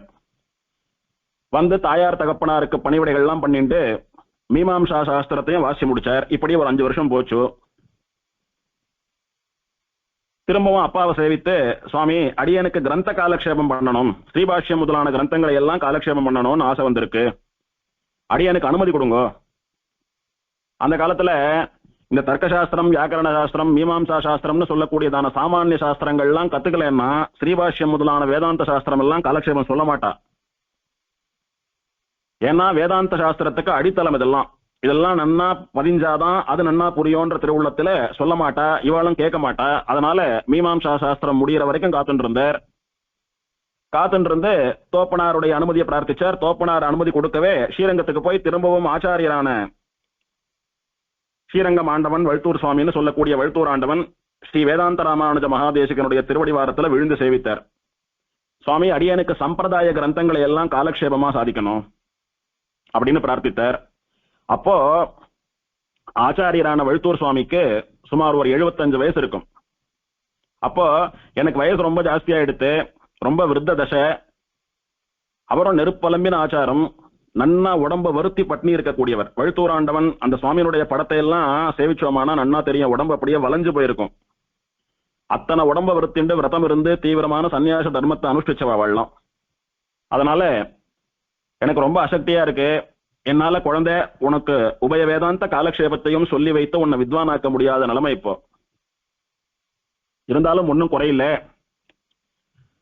என்னுடைய பிரிய சிஷ்யரா மகா வித்வானா பெரிய அனுஷ்டாத்தாவா இருக்கக்கூடிய மகா ஞானி ஸ்ரீனிவாச ராமானுஜ மகாதேசிகன் இங்க இருக்கார், அவரை உனக்கு காலக்ஷேபம் சொல்லும்படியா சொல்றேன்னு சொன்னார். அந்த சுவாமி யாருன்னு கேட்டா திருத்துறைப்பூண்டி ஆண்டவன் அப்படின்னு சம்பிரதாயத்திலே மிகவும் பிரசித்தரான ஆச்சாரிய புருஷர். அவர் சன்னியாசி சுவாமி. அவர் வழுத்தூர் ஆண்டவனிடத்துல சன்னியாசம் வாங்கிட்டு திருத்துறைப்பூண்டி ஆண்டவன், திருத்துறைப்பூண்டி சுவாமி அப்படின்னு ஜெகத் பிரசித்தரா எழுதிருந்த சுவாமி அப்படின்னு நியமிச்சார். அது வரைக்கும் திருத்துறைப்பூண்டி ஆண்டவன் காலக்ஷேபம் சொல்ல ஆரம்பிக்கல. முதல் முறையா வழுத்தூர் ஆண்டவன் திருத்துறைப்பூண்டி ஆண்டவனை பார்த்து பெரியாண்டவனுக்கு காலக்ஷேபம் சொல்லும்படி நியமிக்கிறார். மகா ஞானியா மகா வித்வானா இருந்தாலும் ரொம்ப பணிவோடைய கூட அடக்கத்தோடைய கூட ஆத்மகுணம் நிறைந்திருக்கப்பட்டவர் நம்ம திருத்துறைப்பூண்டி ஆண்டவன். அந்த சுவாமி நைச்சானுசந்தானமா பணிவா ஒரு வார்த்தை சொன்னார். அடியன் என்னத்த காலக்ஷேபம் சொல்றது சுவாமி, ஆச்சாரியனே சாதிக்கலாமே, அடியனுக்கு அத்தனை ஒன்றும் தெரியாதே பெருசா அப்படின்ற மாதிரி பணிவா சொன்னார். அதுக்கு ஸ்ரீரங்கம் சுவாமி, வழுத்தூர் சுவாமி சாட்சியராம், சுவாமி நீர் தயங்க வேண்டாம், உம்மிடத்திலே நானே அனுப்பிரவேசித்து எந்த விதமான தடங்களும் இல்லாமல் இந்த குழந்தைக்கு கிரந்த சதுஷ்டய காலக்ஷேபமும் உபதேசமா பண்றேன் அப்படின்னு சொன்னாராம். அதாவது திருத்துறைப்பூண்டி ஆண்டவன் காலக்ஷேபம் சாதிப்பார், அவருக்குள்ள அனுப்பிரவேசமா, அதாவது அவருக்குள்ள சூக்ஷ்ம ரூபத்துல இருந்துட்டு வழுத்தூர் ஆண்டவனே காலக்ஷேபம் சொல்லுவார் பெரிய ஆண்டவனுக்கு. அதனால நான் பாத்துக்கிறேன். ஆச்சாரியன் இப்படி சாதிச்சதுக்கு அப்புறமா அப்படியே நடக்கிறது, ஆச்சாரியனே அடியன் உள்ள இருந்து சாதிக்கணும் அப்படின்னு அந்த சுவாமி அவரை சேவித்து இவருக்கு காலக்ஷேபம் ஆரம்பித்து பெரியாண்டவனுக்கு ஆச்சார சிக்ஷணங்களை எல்லாம் பழக்கி வைத்து ஸ்ரீபாஷ்யம், கீதாபாஷ்யம், ரகசியத்திரயசாரம், பகவத் விஷயம்னு சொல்லக்கூடிய கிரந்த சதுஷ்டய காலக்ஷேபமும் மகா வித்வான்களுக்கு பரமைகாந்திகளுக்கு நடக்கக்கூடிய ரீதியிலே ரொம்ப விசேஷமா ஆழமா நடந்து முடிஞ்சது. இப்படி வழுத்தூர் ஆண்டவன் திருத்துறைப்பூண்டி ஆண்டவனுக்குள்ள அனுப்பிரவேசமாக இருந்து பெரியாண்டவனுக்கு காலக்ஷேபம் சாதித்தார் அப்படின்ற விஷயம் திருத்துறைப்பூண்டி ஆண்டவனுடைய தனியன்ல சொல்லப்பட்டிருக்கு. அம்சத்தோ அனுப்பிரவிஷ்டா, நம்முடைய சம்பிரதாய அம்சங்களை எல்லாம் காலக்ஷேபங்களை எல்லாம் இவருக்குள்ளே அனுப்பிரவேசித்து ஆச்சாரியரான வழுத்தூர் ஆண்டவன் சொன்னார் அப்படின்னு அந்த தனியன்ல சொல்லப்பட்டிருக்கிறது. இன்னைக்கும் சேவிக்கலாம். இப்படி வழுத்தூர் ஆண்டவனுடைய அனுகிரகத்தினாலே திருத்துறைப்பூண்டி ஆண்டவன் சன்னதியிலே கிரந்த சதுஷ்டய காலக்ஷேபமும் நடந்தது நம்முடைய பெரியாண்டவனுக்கு. இப்போ அவருடைய வித்யா தாகம் தீர்ந்தது, வேதாந்த காலக்ஷேபம் பண்ணக்கூடிய அந்த வேட்கை, அந்த தாகம் தீர்ந்தது. இப்போ 2 ஆச்சாரியாலையும் சேவித்துக் கொண்டு அவளுடைய நியமனத்தை பிரார்த்திச்சார். காஞ்சிபுரத்துக்கு போனோம், ஆத்துக்கு போனோம்னு பிரார்த்திச்சார். அவ குளிர்ந்த மனசோடைய கூட போய் தாயார் தோப்பனாருக்கு கைங்கரியம் பண்ணிட்டு பெருமாள் அனுபவிச்சுண்டு காஞ்சிபுரத்துல இருந்து கிரகஸ்தாசிரமத்தை நடத்திட்டு வா அப்படின்னு அனுகிரகம் பண்ணி அனுப்பி வச்சா. அப்போ காஞ்சிபுரத்துக்கு வந்து இவர் நித்தியப்படி பெருமாள் கைங்கரியம் பண்ணிட்டு அப்படி இருந்தார். இவாளுடைய வம்சத்துக்கு திவா பிரதீபம் வம்சம், அதாவது பகல் தீவட்டியார்னு பேரு. பெருமாளுக்கு நிறைய கைங்கரியம் பண்ணி சம்பாதித்த பேர் போல் இருக்குது. தீவட்டி அப்படின்னா தீப்பந்தம்னு சொல்றோமே, தீப்டின்னு சொல்றோமே, அது எப்ப தேவைப்படுறது? இருட்டுல தேவைப்படும். அது இருட்டுல வெளிச்சத்துக்காக நெடுந்தூரம் இருட்டுல பயணத்துக்கு போறவாள்லாம் கையில ஏந்திண்டு போறது. ஆனா பெருமாளுக்கு பகல்லையே தீவட்டி பிடிக்கிறோமே, அது எதுக்காக? பகல்ல சூரியன் அப்படியே பிரகாசிச்சுட்டு இருக்கான், நல்ல பகல். அப்படி இருக்கிற சமயத்துல எதுக்கு தீவட்டி பிடிக்கணும்னா ஔபச்சாரிக்கம், உபச்சாரமா பிடிக்கிறது. பெருமாளாச்சே, பெரிய ராஜாவாச்சே வரானே அப்படின்னு சொல்லி அவனுக்கு உபச்சாரமா பிடிக்கக்கூடியது. அந்த மாதிரி அடியனுடைய அபிப்பிராயம், அடியனுடைய யூகம் இது. இவா பெருமாளுக்கு எப்போ எந்த கைங்கரியம் தேவைப்படுறதோ இல்லையோ, ஆனாலும் உபச்சாரமாவே நிறைய கைங்கரியங்களை இவாளா பார்த்து பார்த்து பண்ணிருப்பாளுன்னு தோன்றது. அதனால தேவையே இல்லைன்னாலும் ஔபச்சாரிக்கமா பெருமாள் அப்படின்ற ஒரு பக்தியினாலும் பகுமானத்தினாலும் பகல்ல தீவட்டி பிடிக்கிறத போல விசேஷமா நிறைய கைங்கரியங்களை பண்ணினவாளானபடியினாலே பகல் தீவட்டியார் அப்படின்ற பட்டம் இவாளுக்கு வந்திருக்கும்னு தோன்றது அடியனுக்கு. அப்பேற்பட்ட ஒரு வம்சத்திலே தேவப்பெருமாள் சன்னதியில இவாளுக்கு இருந்த மரியாதைகளை எல்லாம் ஏத்துண்டு தேவப்பெருமாளுடைய கைங்கரியத்தை எல்லாம் பண்ணிட்டு வந்தார் நம்ம பெரியாண்டவன்.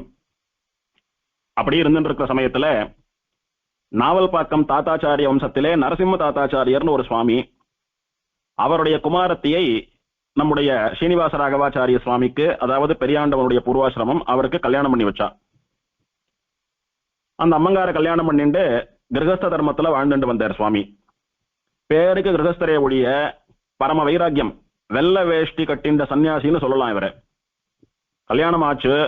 கல்யாணம் ஆனது எதற்காக அப்படின்னா கிரகஸ்த தர்மத்தை அனுஷ்டிப்பதற்காகன்னு சொல்லக்கூடிய அளவுக்கு ஒரு விரக்தி, வைராக்கியம் இவருக்கு. பேருக்கு கல்யாணம் ஆச்சு.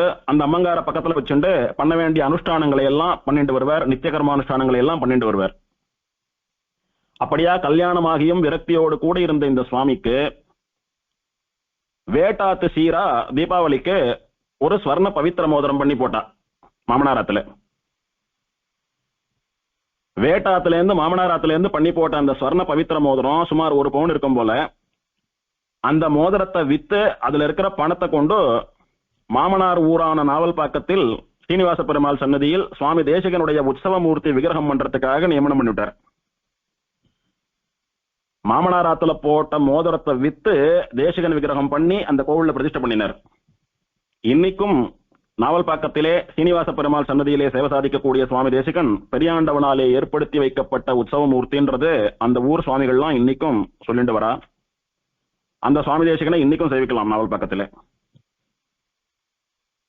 இப்படி ஆச்சரியமா தனக்குன்னு பணம் பொருள் இதெல்லாம் சேர்த்து வச்சுக்காம அத்தனை விரக்தியோடு கூட இருந்த மகாத்மா இந்த சுவாமி திரும்பவும் காஞ்சிபுரத்துக்கு வந்து கிரகஸ்தாசிரம தர்மங்களை எல்லாம் அனுஷ்டித்துக் கொண்டு வந்தார். அப்படியே இருக்கிற சமயத்துல ஒரு நாள் திருத்தகப்பனார் பரம்பதி சுட்டார். பத்னியோடு கூட நம்ம ஸ்ரீனிவாச ராகவாச்சாரிய சுவாமி திருத்தகப்பனாருடைய கைங்கரியங்களை எல்லாம் பறக்க பண்ணினார். சாரதாதி அனுஷ்டானங்களை எல்லாம் முடிச்சுட்டு அப்படியே பஞ்சகால அனுஷ்டானங்களை பண்ணிட்டு பத்னியோடு கூட கிரகஸ்த தர்மங்களை அனுஷ்டித்துக் கொண்டு பரமகாந்தியா இருந்துட்டு வரார். இப்படியே வாழ்ந்துட்டு வந்த நாள்ல சுவாமிக்கு வைராகியம் ரொம்ப ஜாஸ்தியா போயிடுது. சன்னியாசம் வாங்கிக்கணும்ன்ற ஆசை வந்துடுத்து. அப்ப என்ன வயசு இருக்கும் சுவாமிக்குன்னா சுமார் 20ல இருந்து 22 வயசு இருக்கும். 20-22 வயசுலேயே சன்னியாசம் வாங்கி கொள்ள வேண்டும் என்கிற அளவுக்கு சுவாமிக்கு வைராகியம் வந்துடுத்து. தாயாரை பிரார்த்திச்சுட்டார். தாயாருடைய அனுமதியை பெற்று ஆத்துல சொல்லிட்டு ஸ்ரீரங்கம் வந்தார். வந்து ஆச்சாரியனை சேவித்தார். சேவித்து சுவாமி அடியனுக்கு சன்னியாசம் தரணும்னு பிரார்த்திச்சார். சுவாமி நிச்சயம் சன்னியாசம் வாங்கிடுவார் அப்படின்னு நம்பின சுவாமியினுடைய தாயாரும் சுவாமியினுடைய தேவிகளும் பின்னாடியே ஸ்ரீரங்கத்துக்கு நடந்து போனான். சுவாமிக்கு தெரியாம சுவாமியினுடைய மச்சினரை துணை கழிச்சுண்டு ஸ்ரீரங்கம் நடந்து போனான். சுவாமி போய் அங்க சேவிச்சுட்டு இருக்கார். இவ பின்னாடியே போய் சேவித்து சுவாமி ரொம்ப சின்ன வயசு, திருத்தகப்பனார் இப்பதான் பரம்பதிச்சார், வயசான தாயார் இருக்கா, ஆமடையா சின்ன பொண்ணு, இன்னும் குழந்தைகள்லாம் கூட ஒண்ணும் இல்லை, இப்படி வாழாத சின்ன வயசுல சன்னியாசம் வாங்கிக்கிறது மகா பாபம் என்ன, அந்த பொண்ணு பாவம், சுவாமி அவசியம் இந்த பால்யத்துல சன்னியாசம் கொடுக்க கூடாதுன்னு பணிவா பிரார்த்திச்சா வாழலாம். சுவாமியும் மனசு இறங்கினார். இவருக்கு நிறைய வைராக்கியம் மிகுந்து போயிடுத்து. ஆனா அந்த பொண்ணு பாவம், ஆத்துல ஸ்திதி இப்படி இருக்கு, அதனால கொஞ்சம் விளம்பிக்கலாம், கொஞ்சம் தாமதமாக்கலாம், ஒரு குழந்தை பிறக்கட்டும் அப்புறம் பார்க்கலாம் அப்படின்னு சொல்லி வழுத்தூர் ஆண்டவன் அனுகிரகிச்சு அனுப்பி வச்சுட்டார். வேற வழி இல்லாம ஆச்சாரிய நியமனம்னு சுவாமி அப்படி கனத்த மனசோடு காஞ்சிபுரத்துக்கு வந்து கிரகஸ்தாசிரம தர்மத்துல ஈடுபட்டார். குழந்தை பிறந்தாதான் சன்னியாசம் ஆச்சாரியன் சொல்லிட்டதுனால வேற வழி இல்லாம கிரகஸ்த தர்மத்திலே ஈடுபட்டு சுவாமிக்கு ஒரு பெண் குழந்தை பிறந்தது. அந்த பெண் குழந்தை பிறந்து அதுக்கு பண்ண வேண்டியதெல்லாம் சின்ன வயசுல பண்ணி முடிச்சார். நாம சம்ஸ்காரம் அதெல்லாம் பண்ணி முடிச்சார். இதுதான் சாக்குன்னு குழந்தைக்கு 1 வயசு கூட ஆகல, உடனே ஸ்ரீரங்கம் புறப்பட்டார். குழந்தை பிறந்துடுத்து, குழந்தைக்கு பேரெல்லாம் வச்சாச்சு, போறோம் சன்னியாசம் வாங்கிக்கலாம்னு புறப்பட்டார். திரும்ப தாயார் பத்தினி எல்லாம் அழுது தடுக்க முயற்சி பண்ணினான். இவர் பிடிவாதமா ஒத்துக்கவே இல்லை, நான் போயே ஆனோன்னார். அப்படியே இவர் போயின்னு இருக்கிறச்ச நல்ல ஜோஷியம் தெரிந்த ஒரு சுவாமியை பார்த்தார். அவர் இவருடைய ஜாதகத்தை பார்த்துட்டு, நீர் பெரிய ராஜாவாகவோ அல்லது பெரிய சன்னியாசியாகவோ வருவதற்கான வாய்ப்பு தெரிகிறது உங்களுடைய ஜாதகத்திலேன்னு சொன்னார். அதனால காலமும் நமக்கு கணிந்து விட்டதுன்னு புரிஞ்சுட்டார் இவர். இந்த மாதிரி ஒரு மகாவித்வானான ஜோசியர் இப்படி சொன்னார், அதனால நிச்சயம் சன்னியாசம் கிடைச்சுடும் எனக்கு அப்படின்னு தான் நான் நினைக்கிறேன், நீங்கள்லாம் கவலைப்படாதுங்கோ, நான் நல்லபடியா போய் சன்னியாசம் வாங்கிக்கணும்னு எனக்கு வழி அனுப்பி வைங்கன்னு சொல்லி அம்மாவினிடத்திலும் தேவியிடத்திலும் சொன்னார். அவ எவ்வளவோ சொல்லி இத்தனை சின்ன வயசுல கை குழந்தைய விட்டுட்டு இப்படி போக வேண்டாம்னு தாயாரும் தேவிகளும் எத்தனையோ சொன்னா. அவளுக்கு ஆறுதலா சுவாமி ஒரு வார்த்தை சொன்னார், நான் இப்போ ஸ்ரீரங்கத்துக்கு சன்னியாசம் வாங்கிக்கணுன்றதுக்காக புறப்படுறேன், வழியில எனக்கு ஏதாவது சுபசகுணங்கள் தென்பட்டா மட்டும் நான் ஸ்ரீரங்கத்துக்கு போய் சன்னியாசம் வாங்கிக்கிறேன், ஒருவேளை சுபசகுணங்கள் தென்படாது போயிடுத்து அப்படின்னா நான் சன்னியாசம் வாங்கிக்கிறதுல பெருமாளுக்கு திருவுளம் இல்லைன்னு திரும்பி வந்துடுறேன் அப்படின்னு சொன்னார். அப்படியான ஆகட்டும் அப்படின்னு ஒரு நப்பாசையில அவ அனுப்பி வச்சா.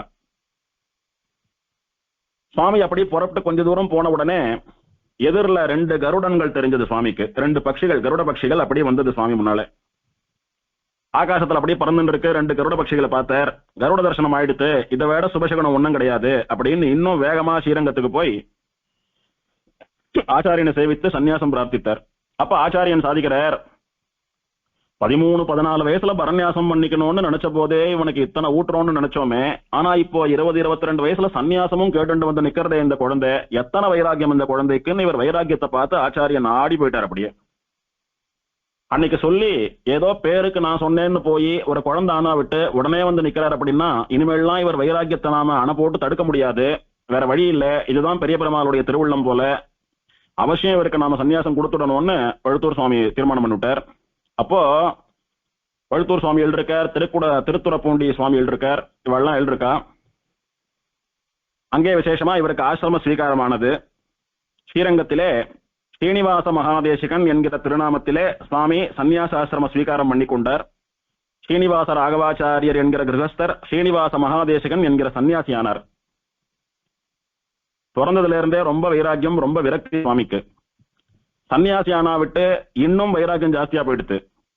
ஸ்ரீரங்கத்துல அதுவும் உத்தரவீதி சித்திரவீதியில மட்டும் இருக்கக்கூடிய வசந்த ஸ்ரோத்ரியா வேதாத்தியனம் பண்ணி அனுஷ்டானங்களை எல்லாம் பண்ணிண்டு நித்தியானுஷ்டானங்களை தவறாம பண்ணிட்டு வர ஸ்ரோத்ரியா திருமாளிகைகள்ல மட்டும், அதுவும் வைஸ்வதேவ அனுஷ்டானத்தை விடாத பண்றவாலாத்துல மட்டும் வெறும் சுத்தான்னம், உப்பு கூட போடாத, வியஞ்சனம் இல்லாமல், குழம்பு இல்லாமல், மோர் இல்லாமல், நெய் இல்லாமல் கேவலம் வெள்ள சாதத்தை மாத்திரம் பிக்ஷையா ஸ்வீகரிப்பார். இவர் மேல பரிவா யாரானும் அதுல நெய் சேர்த்திருக்க போறாலோ இவருக்கு தெரியாம, இல்ல உப்பு கிப்பதானோ சேர்த்திருக்க போறாளோன்ற சந்தேகத்திலே வடதிருக்காவிரின்னு சொல்லக்கூடிய கொள்ளிடத்துல போய் ஜல பிரவாகத்துல பாஷ்யகாராட்டமா அலசுவார். அந்த சாதத்தை அலசிட்டு ஜலத்துல அலசின வெறும் சாதத்தை உப்பு கூட இல்லாம அப்படியே சாப்பிடுவார். என்ன வியஞ்சனம் தொட்டுக்கிறதுக்கு என்ன அப்படின்னா, பெரிய பெருமாளை சேவிக்க போன போது பெரிய பெருமாள் திருவடிவாரத்துல இருந்து அர்ச்சக சுவாமி கொடுத்த திருத்துழாய் தான் தொட்டுக்கிறதுக்கு உபதம்சம். பெருமாள் திருவடியில சமர்ப்பிச்ச துழாயை வச்சுண்டு இந்த வெறும் வெள்ள சாதத்தை சாப்பிடுவார், தீர்த்தம் சாப்பிடுவார். உப்பு புளி காரம் நெய் பால் தயிர் இதெல்லாம் தொடரதே கிடையாது சுவாமி. சன்னியாசாசிரம ஸ்வீகாரம் பண்ணிண்டாரோ எதையுமே தொடரதில்லை. இப்படி வெறும் வெள்ள சாதத்தை சாப்பிடுறது கூட மாசத்துக்கு ஒரு 7 நாள் 8 நாள் இல்ல 10 நாள் தான் நடக்கும். ஏன்னா இவர் பிக்ஷை வாங்கிக்கிறதே ரொம்ப குறைஞ்ச வாத்துல தான். அவாத்துல ஏதானோ விருத்தி தீட்டோ க்ஷய தீட்டோ வந்துடுத்துன்னா அதுக்கும் இல்லை, அவ யாருன்னா வெளியூர் யாத்திரை போயிட்டானாலாம் அதுக்கும் இல்லை. இப்படி பல காரணங்களை உத்தேசித்து என்னைக்கு இவருக்கு நன்னா கிடைக்கிறதோ அன்னைக்கு மட்டும்தான். சுமார் மாசத்துல 10 நாள் சாட்டா பெரிய விஷயம், மத்த 20 நாள் சாதம் கிடையாது சுவாமிக்கு. அப்ப என்ன ஆகாரம் அப்படின்னா, மரத்தில இருந்து தானாக உதிர்ந்து தானே காய்ந்த இலை சருகுகள் தான் ஆகாரம். உதாரணமா ஒரு மாமரம் இருக்குன்னா மாமரத்துல போய் இவரே மாவிலைய உடைச்சு சாப்பிட மாட்டார். தானே மாவிலையிலிருந்து உதிர்ந்து காய்ந்து சருகான மாவிலை சருகு இருக்கு பாருங்கோ, அத்த கொள்ளிடத்துல நன்னா சுத்தமா அலசிட்டு அதை வெயில்ல உலர்த்தி பொடி பண்ணி அந்த மாவிலை பொடியை சாப்பிட்டு பல நாள் அப்படி வாழ்ந்துட்டு வந்தார் சுவாமி. சன்னியாசிகளுக்கு ஆகாரம் கிடைக்காத போது இந்த மாதிரி தானே உதிர்ந்த காய் கிழங்கு பழம் அந்த மாதிரி இருக்கக்கூடிய வஸ்துக்கள், அதாவது மரத்துல கூட தன்னுடைய ஆகாரத்துக்கு இவ போய் பறிச்சு எடுத்து சாப்பிடக்கூடாது, யாரானும் பிக்ஷைட்டாதான், அல்லது தானே உதிரக்கூடியதை சாப்பிடலாம். அந்த மாதிரி காஞ்ச மாவிலை சருகுகளையே பல நாள் ஆகாரமா சாப்பிட்டு வந்தார். கொஞ்சம் யோசிச்சு பாருங்க, நம்மளால சாப்பிட முடியுமா ஒரு நாள்? இந்த மாதிரி ஒரு துளி வாயில போட்டு போமா? அதே ஆகாரமா சாப்பிட்டு பல நாள் இருந்திருக்கார் சுவாமி, பல வருஷங்கள் இருந்திருக்கார். பல நாள் இந்த இலை உதிர்ந்து சருகு கிடைக்கல அப்படின்னா வெறும் காவிரி தீர்த்தம் தான் சுவாமிக்கு ஆகாரம், வெறும் தீர்த்தம்.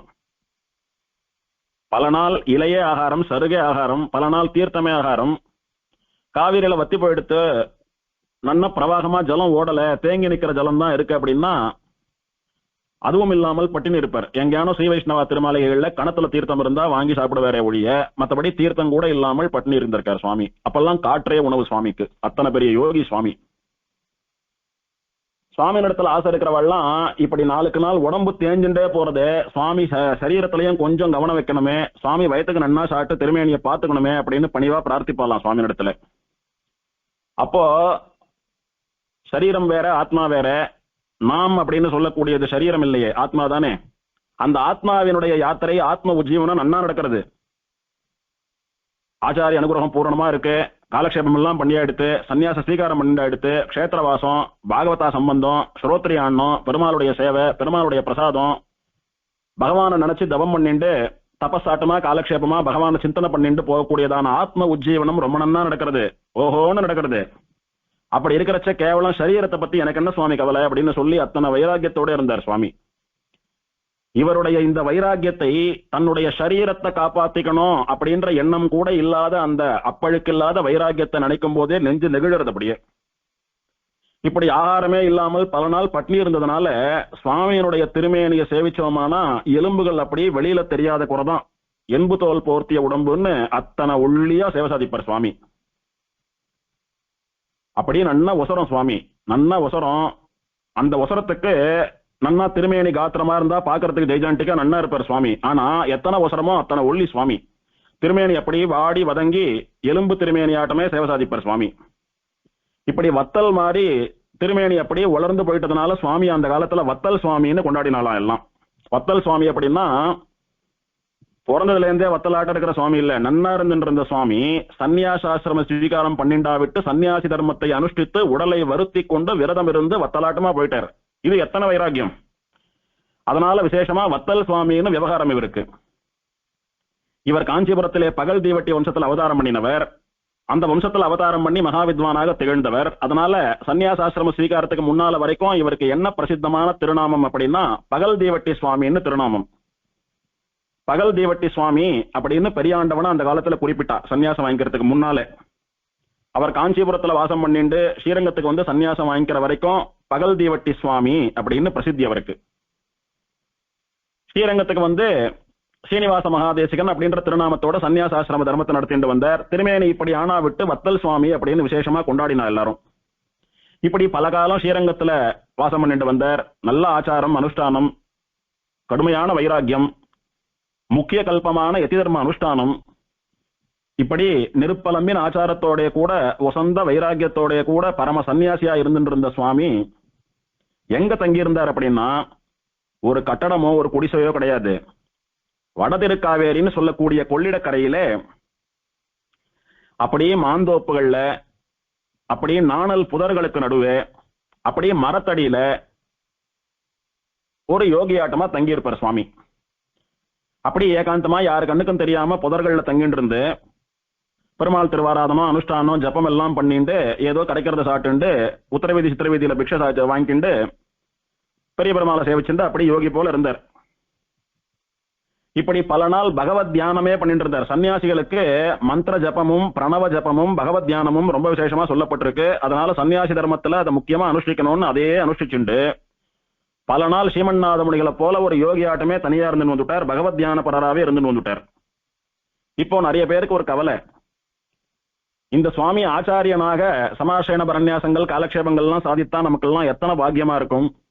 இவரிடத்துல காலக்ஷேபமோ சமாஷனமோ பரநியாசமோ பண்ணிக்கிறதுக்கு நாம எல்லாம் கொடுத்து வச்சிருக்க வேண்டாமா? ஆனா சுவாமி பல காலம் தியானத்துல ஈடுபட்டு இருக்காரு. இவர் இதுக்கு முன்னாடி இருந்த சுவாமிகள் போல சமாஸ்ரயணம் பரநியாசம் காலக்ஷேபம் எல்லாம் சாதித்து சம்பிரதாய பிரவச்சனமும் பண்ண வேணும்னு சிஷ்யா நிறைய பேர் ஆசைப்பட்டா. சுவாமியை போய் விழுந்து சேவித்து கண்ணீர் மல்க நெஞ்சுருகி பிரார்த்திச்சுண்டா. இப்பேற்பட்ட சுவாமியினுடைய அனுகிரகம் தனியா போயிடக்கூடாது, எங்களுக்கெல்லாம் பிரவகிக்கணும், நாங்கெல்லாம் ஆத்ம உஜ்ஜீவனம் அடையணும், இப்படி பல பேரை கடை தேற்ற வேண்டியதான ஒரு கர்த்தவியம் சுவாமிக்கு உண்டுன்னு சுவாமியை விழுந்து பிரார்த்திச்சுட்டான். சுவாமி இந்த லோக சம்பந்தம் இல்லாமல் சரீரத்தில் அபிமானம் இல்லாமல் ஸ்ரீமன்னாத முனிகளை போல மகா யோகியா எழுந்தருள் இருக்கிறத பார்த்து எங்களுக்கெல்லாம் அத்தனை பக்தி அத்தனை பெருமை, சுவாமியிடத்துல அத்தனை கௌரவம் இருந்தாலும் எங்க ஆத்மாவெல்லாம் உஜ்ஜீவிக்கணுமே, அதுக்கு சுவாமி கொஞ்சம் இறங்கி அனுகிரகம் பண்ணணும், ஆச்சாரியகம் பண்ணணும் அப்படின்னு பிரார்த்திச்சா. ஏன் சுவாமி இது வரைக்கும் பண்ணலன்னா சிஷ்ய கிரகணம், சிஷ்யாளுக்கு சமாசனம் பரநியாசம் காலக்ஷேபம் எல்லாம் பண்ணி வைத்து பல சிஷ்யர்கள் தன்னை சேவிக்கிறது, தான் பின்னாடியே வருது, தான் பெரிய சுவாமின்னு சொல்லி கொண்டாடுறது, இதெல்லாம் கூட பிடிக்காது சுவாமிக்கு. சுத்தமா புகழ்ச்சின்னா என்னன்னு தெரியாதவர், புகழ்ச்சிக்கு அஞ்சுபவர் சுவாமி. கியாதி லாப பூஜாசு விமுகோ அப்படின்னு சுவாமி தேசிகனை சொன்னது போல கியாதி லாபம் பூஜை இதுக்கெல்லாம் அப்பாற்பட்டவர் ஆண்டவன். இருந்தாலும் இவெல்லாம் அழுதுண்டு பிரார்த்திக்கிறா. இவாளுடைய பிரார்த்தனையே நியாயமானது தானே. நமக்கு நம்முடைய ஆச்சாரியர்கள்லாம் அப்படி அனுகிரகிச்சாலே நாம இவாளுக்கு அனுகிரகம் பண்ணணும்னு சுவாமி மனசுல ஒரு எண்ணம் தோணித்து பெரிய பெருமாளை போய் சேவித்தார். பெரிய பெருமாளுடைய நியமனமும் அப்படியே இருந்தது. உடனே பாகவதாலும் பிரார்த்திச்சுண்டா, பெரிய பெருமாள் நியமனமும் ஆயிடுத்து, சரின்னு சம்மதிச்சுட்டார் சுவாமி. அப்போ சமாசேன பரநியாச காலக்ஷேபங்கள்லாம் சாதிக்க ஆரம்பித்தார். நிறைய பேர் சுவாமி ஆசிரியிச்சு நிறைய பேர் சுவாமியோட காலக்ஷேபம் எல்லாம் பண்ணிட்டு வந்தா. அப்பவும் ஒரு குடிசை கூட தனக்குன்னு அமைத்துக் கொள்ளாமல் மரத்தடியில கொள்ளிடக்கரையில தான் இருந்தார் சுவாமி. அப்படி கொள்ளிடக்கரையிலே ஏகாந்தமா யார் கண்ணும் படாம புதர்களுக்கு நடுவே மரத்தடியில காலக்ஷேபம் சாதிக்கிறச்ச ஒரு 2-2.5 மணி நேரம் காலக்ஷேபம் போனா கூட சுவாமி வந்து காலை அப்படி இப்படி மாத்தி போட்டுக்காம உடம்ப அப்படி இப்படி அசையாம அப்படி சிலையாட்டமா நின்றுண்டு உட்கார்ந்துட்டு காலக்ஷேபம் சாட்சாகுமா. நம்மளால ஒரு 5 நிமிஷம் சேர்ந்தாப்புல ஒழுங்கா உட்கார முடியறதா? இப்படி திரும்புறோம் அப்படி திரும்புறோம், சாயறோம், எழுந்துக்கிறோம், 2-2.5 மணி நேரம், அதுவும் நன்னா ஆகாரமே சாப்பிடாம வத்தல் சுவாமியாக இருக்கக்கூடிய ஆரோக்கியமே இல்லாத இந்த சுவாமி 2-2.5 மணி காலம் காலையில் அசைக்காம அப்படியே காலக்ஷேபம் சாட்சாகும். காலக்ஷேபம் சாதிக்கிற ஆச்சாரியனும் சரி, காலக்ஷேபம் கேட்கிற சிஷ்யாலும் சரி, இந்த நியமனத்தோடைய கூட அப்படியே காலக்ஷேபத்துல ஊன்று பெருமாள் திருவாராதனை எப்படி சர்வ ஜாக்கிரதையா பண்றோமோ அந்த மாதிரி காலக்ஷேபம் சொல்லணும் கேட்கணும்னு சம்பிரதாயம். அப்படி சொல்லுவார். சில சமயங்கள்ல காலக்ஷேபம் முடிஞ்ச உடனே சிஷ்யாலாம் சேவிப்பா, சேவிச்சுட்டு எழுந்து நிப்பா. அதுக்கப்புறம் சுவாமி எழுந்துக்க முடியாம எழுந்துப்பார். எழுந்துண்டு 2 காலையும் பூமியில உதறுவர். உதறினாரானா சுவாமியினுடைய 2 திருவடியிலேருந்து சேப்பு எறும்பு அப்படியே கொத்து கொத்தா கொட்டுமா கீழே. அப்படின்னா என்ன? சுவாமி சாப்பிடாத சுவாமிக்கு நிறைய டயபெட்டிஸ் போல திருமேனி எல்லாம் வெள்ளை வெள்ளையா தழும்பாட்டம் ஆயிடுத்து, அது ரத்தத்துல சக்கரை ஜாஸ்தியானதை காட்டுறதுன்னு சொல்றா. அது மேல அப்படி எறும்புகள்லாம் மொய்த்து கொண்டிருக்குமா. ஒரு எறும்பு கிடைச்சாலே உடனே அடிச்சு விடுறோமே, நாம துடிச்சு போயிடுறோமே. ஆனா அப்படி கொத்து கொத்தா எறும்புகள் மொய்ச்சுட்டு இருந்தாலும் அது அப்படியே கத்தி குடைஞ்சாலும் குத்தினாலும் சுவாமி அதெல்லாம் பொருட்படுத்தாம காலக்ஷேப ஸ்ரத்தையில சீக்கிரம் காலக்ஷேபத்தை முடிச்சுக்கலான்னு கூட பார்க்க மாட்டார். வழக்கமா சாதிக்கிற மாதிரி விசேஷமா சாதிச்சுட்டு எழுந்து உதறினாரானா அத்தனை எறும்பு இருக்கும். பார்க்கிற சிஷ்யா கண்ணுல அப்படி ஜலம் கொட்டுமா. என்ன இப்படி ஒரு ஆச்சாரம், இப்படி ஒரு நிஷ்டை. நாமளே என்னென்னவோ பண்ணினோமே, இப்படி மாறினோம் அப்படி மாறினோம், தொடர்ந்து உட்கார முடியலன்னு என்னென்னமோ பண்ணிட்டோமே. ஆனா ஆச்சாரியன் இப்படி இருந்துட்டு அவர் இப்படி பண்ணியிருக்காரு அப்படின்னு சிஷ்யா எல்லாம் நெகிழ்ந்து போயிடுவாளாம். அப்படி ஒரு ஆச்சாரம் சுவாமிக்கு. நாமெல்லாம் கத்துக்கணும் இதெல்லாம். ஒரு நாள் காவிரி கரையில சுவாமி காலக்ஷேபம் சாதிக்கிறதுக்கு முன்னாலே கொஞ்சம் அப்படியே முகம் வாட்டமா இருந்துதான் சுவாமிக்கு. ஒரு சிஷ்யர் சுவாமி கிட்ட போய் சேவிச்சு, சுவாமி எப்போதும் இல்லாதது போல இன்னைக்கு கொஞ்சம் வாட்டமா இருக்கே, என்ன காரணம்னு தெரிஞ்சுக்கலாமா, மன்னிக்கணும் அப்படின்னு பணிவா பிரார்த்திக்கிறார். அப்ப சுவாமி சாதிச்சார், ஒண்ணுமில்ல, நேற்று ராத்திரி ஒரு சேஷன் தீண்டித்து. ஐயோ நாராயணா என்னாச்சு? அப்புறம் ஒன்னும் பதற வேண்டாம், காவேரியில போய் தீர்த்தாமாடினே சரியா போயிடுத்து, இப்ப தேவையில்லைன்னாராம். என்ன நடந்திருக்கு? ஆத்தங்கரையில சுவாமி ஒரு பாம்பு கடிச்சுடுத்து. பாம்பு கடிச்சதுக்கு வைராக்கியமா வைத்தியமா என்ன பண்ணிருக்கார், காவேரியில தீர்த்தாமாடிட்டு படுத்துட்டார், சரியா போச்சு, இப்ப தேவையில்லைன்னாராம். இதேதோ பெருமாள் நம்ம ஆச்சாரியனை நமக்காக காப்பாத்தி கொடுத்திருக்கார். நம்ம மேல இருக்கிற அனுகிரகத்தினால ஆச்சாரியனை இந்த மாதிரி காப்பாத்தி கொடுத்திருக்கார். ஆச்சாரியன் இன்னும் நிறைய பேருக்கு அனுகிரகம் பண்ணணுன்றதுக்காக நமக்காக பெருமாள் பண்ண லீலை. இதுக்கு மேலேயும் ஆச்சாரியனை இப்படி நாம தனியா விடக்கூடாது, பிரார்த்திக்கணும்னு எல்லாமா கும்பலா சேர்ந்து பிரார்த்தித்து எங்களுக்காக ஆச்சாரியன் ஒரு ஆசிரமத்தை ஏற்படுத்திண்டு ஒரு குடிசையில எழுந்தருள் இருக்கணும், தயவு பண்ணி மறுக்காம இதை அனுகிரகிக்கணும் அங்கீகரிக்கணும்னு பிரார்த்திச்சாலாம். நிர்பந்திச்சு பிரார்த்திச்சுக்கவே சரின்னு சொல்லிட்டார் சுவாமி. உடனே கொள்ளிடக்கரையில மேலூர் சாலையில இப்போது ஸ்ரீரங்கம் ஸ்ரீமத் ஆண்டவனாசிரமம் பெரியாசிரமம் இருக்கக்கூடியதான இடத்தை வாங்கி வைத்து அங்கு பர்ணசாலையாட்டமா ஒரு சின்ன ஆசிரமத்தை ஏற்படுத்தி கொடுத்தா அந்த குடிசையில ஆண்டவன் தங்கியிருந்தார். அங்கே தங்கியிருந்து நித்தியானுஷ்டானங்களை எல்லாம் பண்ணிட்டு அங்கிருந்தபடி சமாசிரயனம் பரநியாசம் காலக்ஷேபங்களை எல்லாம் சாட்சிண்டு வந்தார். அப்போதும் கூட நாள் தவறாமல் பிக்ஷ சமயத்துக்கு ஸ்ரீரங்கத்துக்கு உத்தரவீதி சித்திரவீதி பிரதட்சணமா பிக்ஷ எடுத்துதான் ஸ்டார்ட் ஆகும். அப்போதும் நித்தியம் பெரிய பெருமாளை சேவிக்காம இருந்தது கிடையாது. பெரிய மகான்களான சிஷ்யர்கள்லாம் சுவாமி இடத்துல போய் காலக்ஷேபம் பண்ணி தாங்க பெரிய வித்வானானோன்னு ஆசைப்பட்டிருக்கா. அவளுக்கெல்லாம் எப்படி காலக்ஷேபம் சாட்சி ஆகும்னா, அவள்லாம் போய் பிரார்த்திப்பா. பிரார்த்திச்சா அவளை தகுந்த நியமங்களோட இருக்கிறார்களான்னு முதல்ல பரிசோதிப்பார் சுவாமி. கோவில்ல பிரசாதம் வாங்கி சாப்பிடுறது, எங்கேயான யாராத்துலயானோ சாப்பிடுறது அப்படி எல்லாம் இல்லாமல் இவாளே குடும்பமா இங்க தன் கையால தலிகை பண்ணி வைஸ்வதேவம் முதலான அனுஷ்டானங்களை எல்லாம் பண்ணிட்டு ஆத்துல பெருமாளுக்கு நித்திய கர்மானுஷ்டானத்தோட கூட நித்திய திருவாராதனம் பண்ணி தங்க ஆத்து ஆகாரத்தை தங்க கையால தலிகை பண்ணி சமர்ப்பிக்கப்பட்டதான ஆகாரத்தை சாப்பிடுறவாளா இருக்கணும் இவா. அப்படி முக்கிய அனுஷ்டானத்தோட யார் இருக்காலோ அவளுக்கு தான் காலக்ஷேபம் சொல்றது அப்படின்னு கிட்டத்தட்ட 6 மாச காலங்கள்லாம் கூட சிஷ்யால பரீட்சை பண்ண வரான். காலக்ஷேபம் சாதிக்கிறதுன்னா கிருபையினால சமாசிரயனம் பரநியாசம்லாம் அனுகிரகிச்சாகும் எல்லாருக்கும். காலக்ஷேபம் சாதிக்கணும் அப்படின்னா இத்தனை நியமங்களோட கூட பரீட்சை பண்ணி பார்த்து சுமார் 6 மாச காலத்துக்கு அப்புறம் தான் காலக்ஷேபம் சாதிச்சாகுமா. ஆனால் இந்த சுவாமி இடத்துல காலக்ஷேபம் கேட்டாலோ அவ அடுத்தது மகா வித்வான்கள் தான், அவா காலக்ஷேபம் சாதிக்கக்கூடிய ஆச்சாரிய புருஷால் தான், அதுல சந்தேகம் இல்லை. 10ஓட 11 காலக்ஷேபம் சாதிக்கிறதும் கிடையாது, அவ கேட்டுக்கிறதும் கிடையாது. இப்படி இருந்துட்டு இருந்த சுவாமி திவதேச யாத்திரை புண்ணியஸ்தல யாத்திரை எல்லாம் போனோம்னு சிஷ்யால எல்லாம் அழிச்சுண்டு பாரத தேசம் எல்லாம் நிறைய இடத்துக்கு யாத்திரை எல்லாமும் போயிட்டு வந்தார். போன இடங்கள்ல பல பேர் சுவாமியினுடைய வைராக்கியத்தை சுவாமியினுடைய பிரபாவத்தை கேட்டு சுவாமி ஆசிரியிச்சு சமாசிரயன பரநியாச காலக்ஷேபங்கள்லாம் நிறைய பேர் பண்ணிண்டா. இப்படி பலருக்கு சமாசிரயனம் பண்ணி வைத்து பலரை ஸ்ரீ வைஷ்ணவர்களாக ஆக்கி ஸ்ரீ வைஷ்ணவ சம்பிரதாய தர்மத்தை ரட்சித்த சுவாமி பலருக்கு சரணாகதி பண்ணி வைத்து பலருடைய ஆத்மாவை பெருமாளுடைய திருவடிகளில் சமர்ப்பித்து பலரும் மோட்சம் போவதற்கு காரணமாக இருந்த சுவாமி. பலருக்கு சம்பிரதாய கிரந்தங்களை காலக்ஷேபம் சாதித்து பலரும் விசிஷ்டாத்வைத்த ஞானிகளாக வித்வான்களாக ஆகும்படியா அனுகிரகம் பண்ணின சுவாமி. இப்படி சமாசிரயணம் பரநியாசம் காலக்ஷேபம் நித்தியானுஷ்டானங்கள்னு பண்ணிக்கொண்டு பலரை பலவிதமாக ரட்சித்த சுவாமி. அதனால இவருக்கு ரக்ஷகர் அப்படின்னு பேர் வந்துடுத்து. ஆண்டவன் சொல்றோமே, ஆண்டவன் அப்படின்னா என்னை ஆண்டவன், என்னை ஆள்பவன் அர்த்தம். யார் நம்மள சுவாமியா அனுகிரகம் பண்றாலோ அவளுக்கு ஆண்டவன் பேரு. ஆண்டவன் அப்படின்னா சுவாமின்னு அர்த்தம். ஆண்டவன் அப்படின்னு தமிழ்ல சொன்னா சுவாமி ரக்ஷகர் அப்படின்னு அர்த்தம். இப்படி பலருடைய ஆத்மாவையும் ஆத்மஸ்வரூபத்தையும் ரட்சித்தவரானபடியினாலே ரக்ஷகர் ஆண்டவன் அப்படின்னு சுவாமிக்கு பெயர் வந்துடுத்து. இன்னும் வைராக்கியத்தோட சுவாமி இன்னும் பல காலம் எழுந்தருளி இருந்த போது சுவாமிக்கு பெரிய ஆண்டவன், பெரிய ரட்சகர், இந்த சுவாமியாட்டமா சிஷ்யால ரட்சிக்கிறவா ஒருத்தரும் கிடையாதுன்னு சொல்லும்படியா பெரிய ஆண்டவன் அப்படின்னு பெரிய ஆண்டவன் அப்படின்னு சுவாமிக்கு திருநாமம் வந்தது. இந்த சுவாமி காலத்திலே இவர் இத்தனை புகழோடு கூட இத்தனை மகா ஞானியா இருக்கிறத பார்த்து பல சம்பிரதாயத்தை சேர்ந்தவர்கள் சுவாமியை எப்படியான வாதத்திலே கடிக்கணும் அப்படின்னு சொல்லி சுவாமி இடத்துல வாதத்துக்கு வருவா. அப்படி பல சமயம் வந்த போது சுவாமி சன்னியாசி, நான் போய் வாதம் பண்ணி இன்னொருத்தரை ஜெயிக்க வேண்டியதான அவசியம் எல்லாம் எனக்கு இல்ல, அதெல்லாம் என்னுடைய சிஷ்யா கிரகஸ்தா இருக்கா அவ பாத்துப்பான்னு சொல்லி இவரண்ட காலக்ஷேபம் பண்ண ஒருத்தர் 2 பேர் அனுப்பி வச்சா சுவாமிண்ட காலக்ஷேபம் பண்ண ஒரு சிஷ்யரே அந்த வர வித்வான தோற்கடித்து வாதத்துல ஜெயிச்சுடுவாராம். அப்படி சிஷ்யாலேயே அத்தனை தூரம் வாதத்துல ஜெயிக்கக்கூடிய சாமர்த்தியத்தோட ஏற்படுத்தி வச்சிருந்தார். அப்படின்னா இந்த ஆச்சாரியனுடையதான ஞானத்தை கற்பிக்கக்கூடிய திறன், போதனா சக்தியை பார்க்கணும். அப்பேற்பட்ட மகாவித்வான்.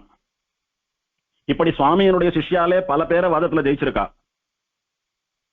இந்த சுவாமியினுடைய ஞானம் எப்படி இருந்தது அப்படின்னா விரக்தோ அபரமாத்மனி, அதாவது பெருமாளிடத்திலே மட்டும் ஆசை, பெருமாளை தவிர்த்த மற்ற எல்லா விஷயங்கள்லயும் விரக்தி.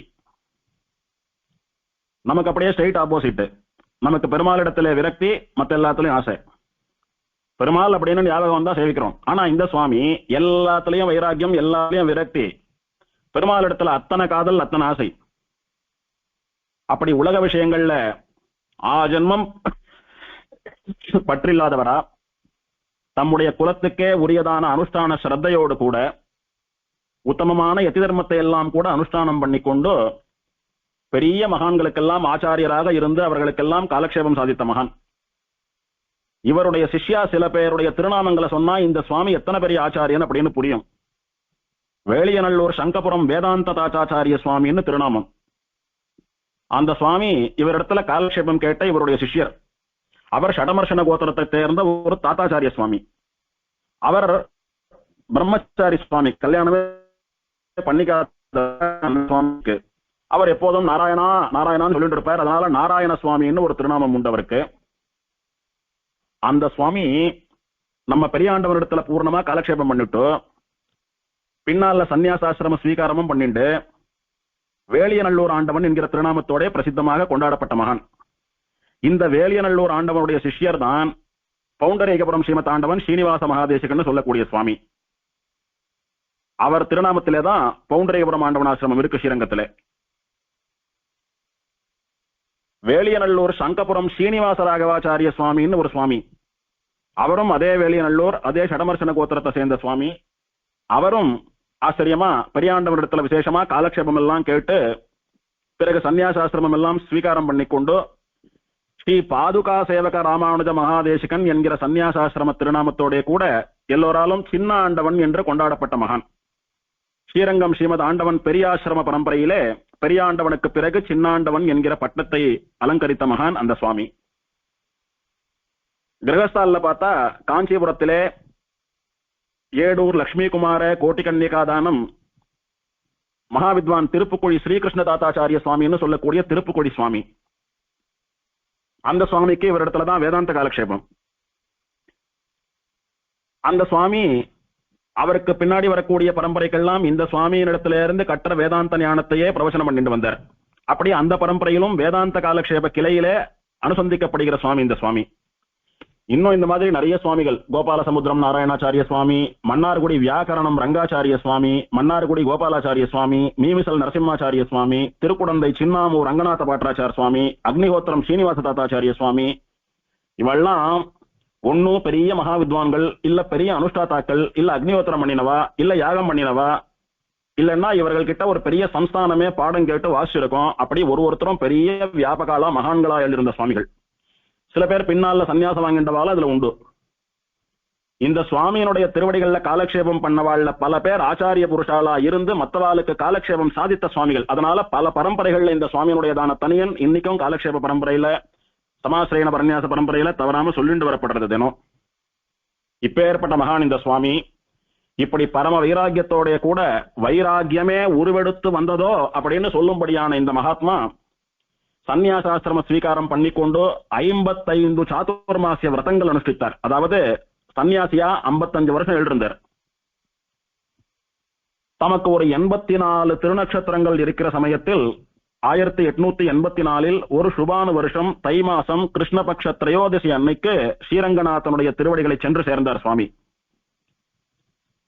84வது திருநட்சத்திரத்திலே சுவாமி திருநாடு அலங்கரித்து விட்டார்.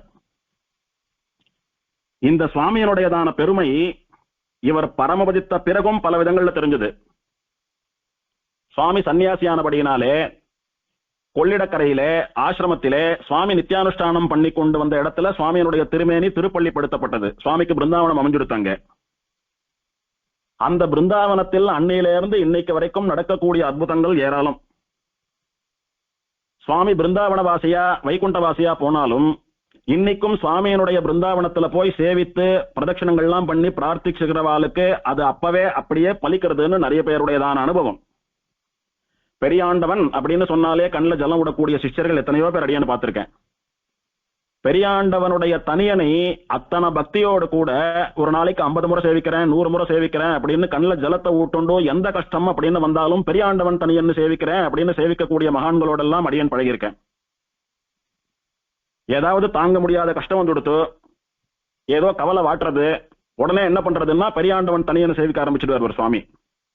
அப்படியெல்லாம் இந்த பெரியாண்டவனிடத்திலே பகவானுக்கு சமானமான பக்தியோடு கூட நிறைய மகான்கள் இருந்துட்டு இருக்கா, அதை பார்த்துட்டு இருக்கோம் இன்னைக்கும். இப்படி இந்த சுவாமி நிறைய இடங்களுக்கு பாத சஞ்சாரமா போனாரு, திவதேச யாத்திரையெல்லாம் பண்ணாரு. அப்ப இவரோட மகா வித்வான்களான சிஷ்யாலாம் நிறைய பேர் போனான். பெரியாண்டவனுடைய அஷ்டதிகஜங்கள்னு சொல்லுவா. அதாவது ஒரு 8 சுவாமிகள் பெரியாண்டவனிடத்துல காலக்ஷேபம் பண்ணி பெரிய வியாபகாலா இருந்தா பல இடங்கள்ல போய் அவ சம்பிரதாய பிரச்சாரம் எல்லாம் பண்ணினான். அதுல சுண்டபாளையம் ராமபத்ராச்சாரிய சுவாமின்னு ஒரு சுவாமி.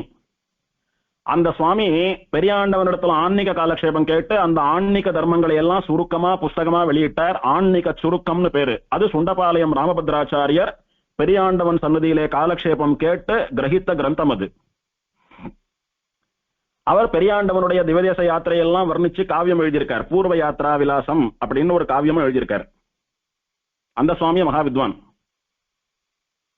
இப்படி இந்த ஆண்டவனுடைய பிரபாவம் வாசாம் அகோச்சரம், வாயாலே சொல்லி முடிக்க முடியாது. 1000 நாவுகள் கொண்ட ஆதிசேஷனாலும் சொல்லி முடிக்க முடியாதபடி ஒரு பெருமையுடைய சுவாமி இவர் அப்படின்னு சொன்னால் அது சத்தியமே ஒழிய அது புகழ்ச்சியான வார்த்தையாகாது. ஒரு ரிஷியை விடவும் வசந்த வைராக்கியத்தோட கூட இந்த கரால கலியுகத்திலும் எழுந்தருளியிருந்த சுவாமி. தீவிரமான மந்திர ஜபம் என்ன, பகவானை நினைத்து பண்ணக்கூடியதான யோகம் தியானம் என்ன, சம்பிரதாய பிரவச்சனம் என்ன, உடம்பை வருத்தி விரதம் இருப்பது என்ன, இதெல்லாம் இந்த சுவாமியிடத்துல கத்துக்கணும் எப்படி பண்ணணும்னு. இந்த சுவாமி பிருந்தாவனத்துல 7 நாள் விட்டு நிறைய அற்புதங்கள்லாம் நடந்ததுன்னு சொன்னேன் அடியேன். அதுல ஒரு விஷயம் சொல்றேன் இப்போ அடியேன் புரியறதுக்காக. இந்த சுவாமி காலத்துக்கு பின்னாலே காட்டந்தேத்தி ஆண்டவன் அப்படின்ற ஆண்டவன் ஆச்சாரியரா இருந்துட்டு பெரியாண்டவன் ஆசிரமத்தை நிர்வாகம் பண்ணிட்டு வந்த காலம். அப்போ ஆண்டவன் ஆசிரமம் ஸ்ரீரங்கத்துல கொள்ளிடக்கரையில தானே இருக்கு. காவிரியில கொள்ளிடத்துல தீவிரமான வெள்ளம் வந்துடுத்து. அந்த வெள்ளம் அப்படியே சாலையை கடந்து ஆசிரமத்துக்குள்ளெல்லாம் வந்துடுத்து. ஆசிரமமே வெள்ளத்துல மூழ்கும்படியான ஒரு வெள்ளம், பெரு வெள்ளம். அது கூட தெரியாம காட்டந்தேத்தி ஆண்டவன் விசேஷமா தியானத்துல ஈடுபட்டு இருக்கார். அப்ப சிஷ்யா எல்லாம் பதறி போய் சுவாமியை சேவித்து பிரார்த்தித்து, சுவாமி இப்படி ஆயிடுத்து என்ன பண்றதுன்னு தெரியல அப்படின்னாலும். எதுக்கு கவலைப்படுறாங்கோ? நம்மை ரட்சிப்பதற்காக நம் சுவாமி, நம் ரட்சகர், நம்ம ஆண்டவன் இருக்கிறார், நம்ம பெரிய ஆண்டவன் இருக்கார். அவர் இருக்கிறச்ச நம்ம எல்லாம் எதுக்கு பயப்படணும்? யாரும் பயப்பட வேண்டாம், ஆண்டவன் பார்த்துப்பார் அப்படின்னு சொல்லிட்டு அந்த வெள்ளம் இருக்கு பாருங்க, கொள்ளிடத்துல இருந்து ஆசிரமத்தை நிறைச்சுண்டு வந்த வெள்ளம், அந்த வெள்ளத்துக்கு மேல ரொம்ப கூலா ரொம்ப சர்வசாதாரணமா அப்படி விரலால பெரியாண்டவனுடைய திருநாமத்தை எழுதினாராம். ஸ்ரீனிவாச மகாதேசிகா அப்படின்னு பெரியாண்டவனுடைய திருநாமத்தை அப்படியே வெறும விரலால எழுதினாராம் ஜலத்துக்கு மேல. உடனே ஒரு க்ஷணத்துல மொத்த வெள்ளமும் அப்படியே படிப்படியா குறைஞ்சு ஆசிரமம் ஈரமே இல்லாமல் பழையபடி ஸ்வஸ்தமாயிடுத்தான். அத்தனை ஒரு அற்புதத்தை பிருந்தாவனத்துல இருந்துட்டு இன்னைக்கும் பண்ணிட்டு இருக்கார் ஆண்டவன்.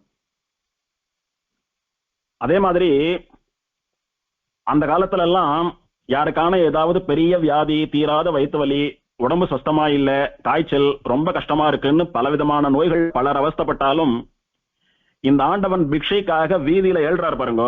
அப்போ இந்த ஆண்டவன் ஏழினா விட்டு இவருடைய ஸ்ரீபாத தூளி தெருவுல இருக்கக்கூடிய மணல் புழுதியில இந்த ஆண்டவன் திருவடிப்பட்டதொன்னு அந்த பாத சுவடு இருக்கக்கூடிய ஜலத்தை எடுத்து கொஞ்சம் தீர்த்தத்துல கலந்து ஸ்ரீபாத தீர்த்தமா சாட்டாலானா உடனே அந்த வாழ்க்கை அந்த உடம்பு சரியா போயிடுமா.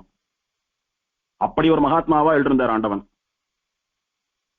இதே மாதிரி நிறைய விஷயங்கள் சொல்லிட்டே போலாம். வாழற காலத்துல கண்ணுக்கு தெரியக்கூடிய நடமாடும் தெய்வமா பிரத்யக்ஷ தெய்வமா எழுதிருந்தார் இந்த ஆண்டவன்.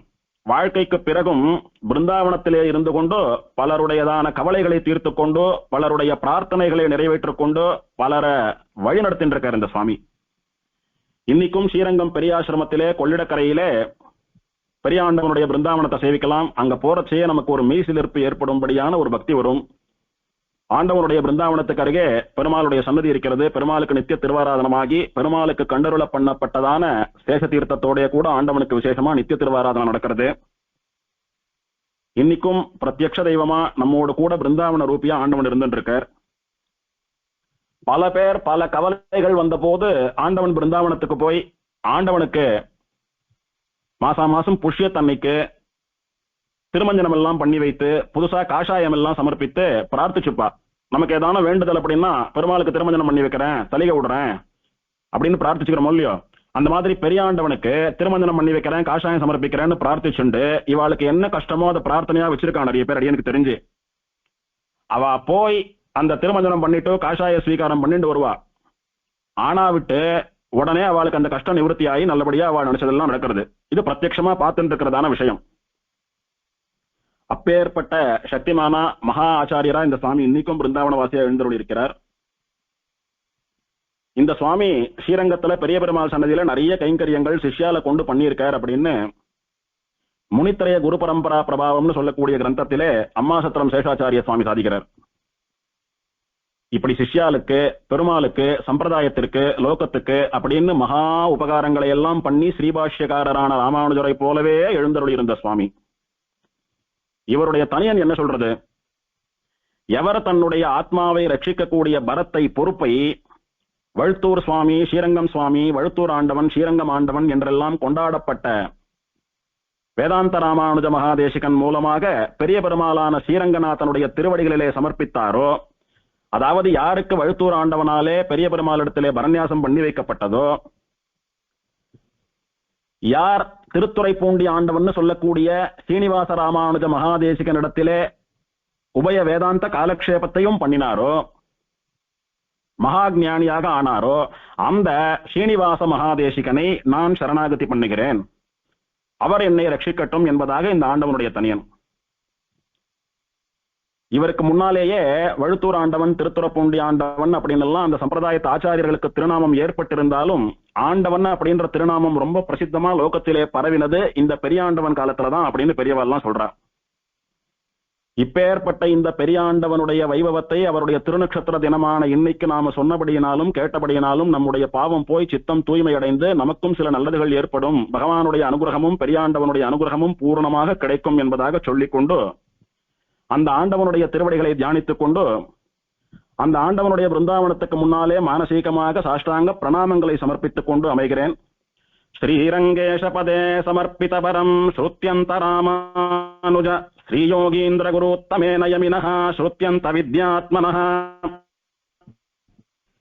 ஆப்தஸ்ருத்யவதம்ச யுக்ம ஹிருதயம் ஸ்ரீவாச ராமானுஜாத் ஸ்ரீ ஸ்ரீவாச முனீந்திர தேசிகமணிம் ஸ்ரேயோ நிதிம் சம்ஸ்ரயே.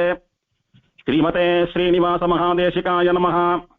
சுவாமி பெரியாண்டவன் திருவடிகளே சரணம்.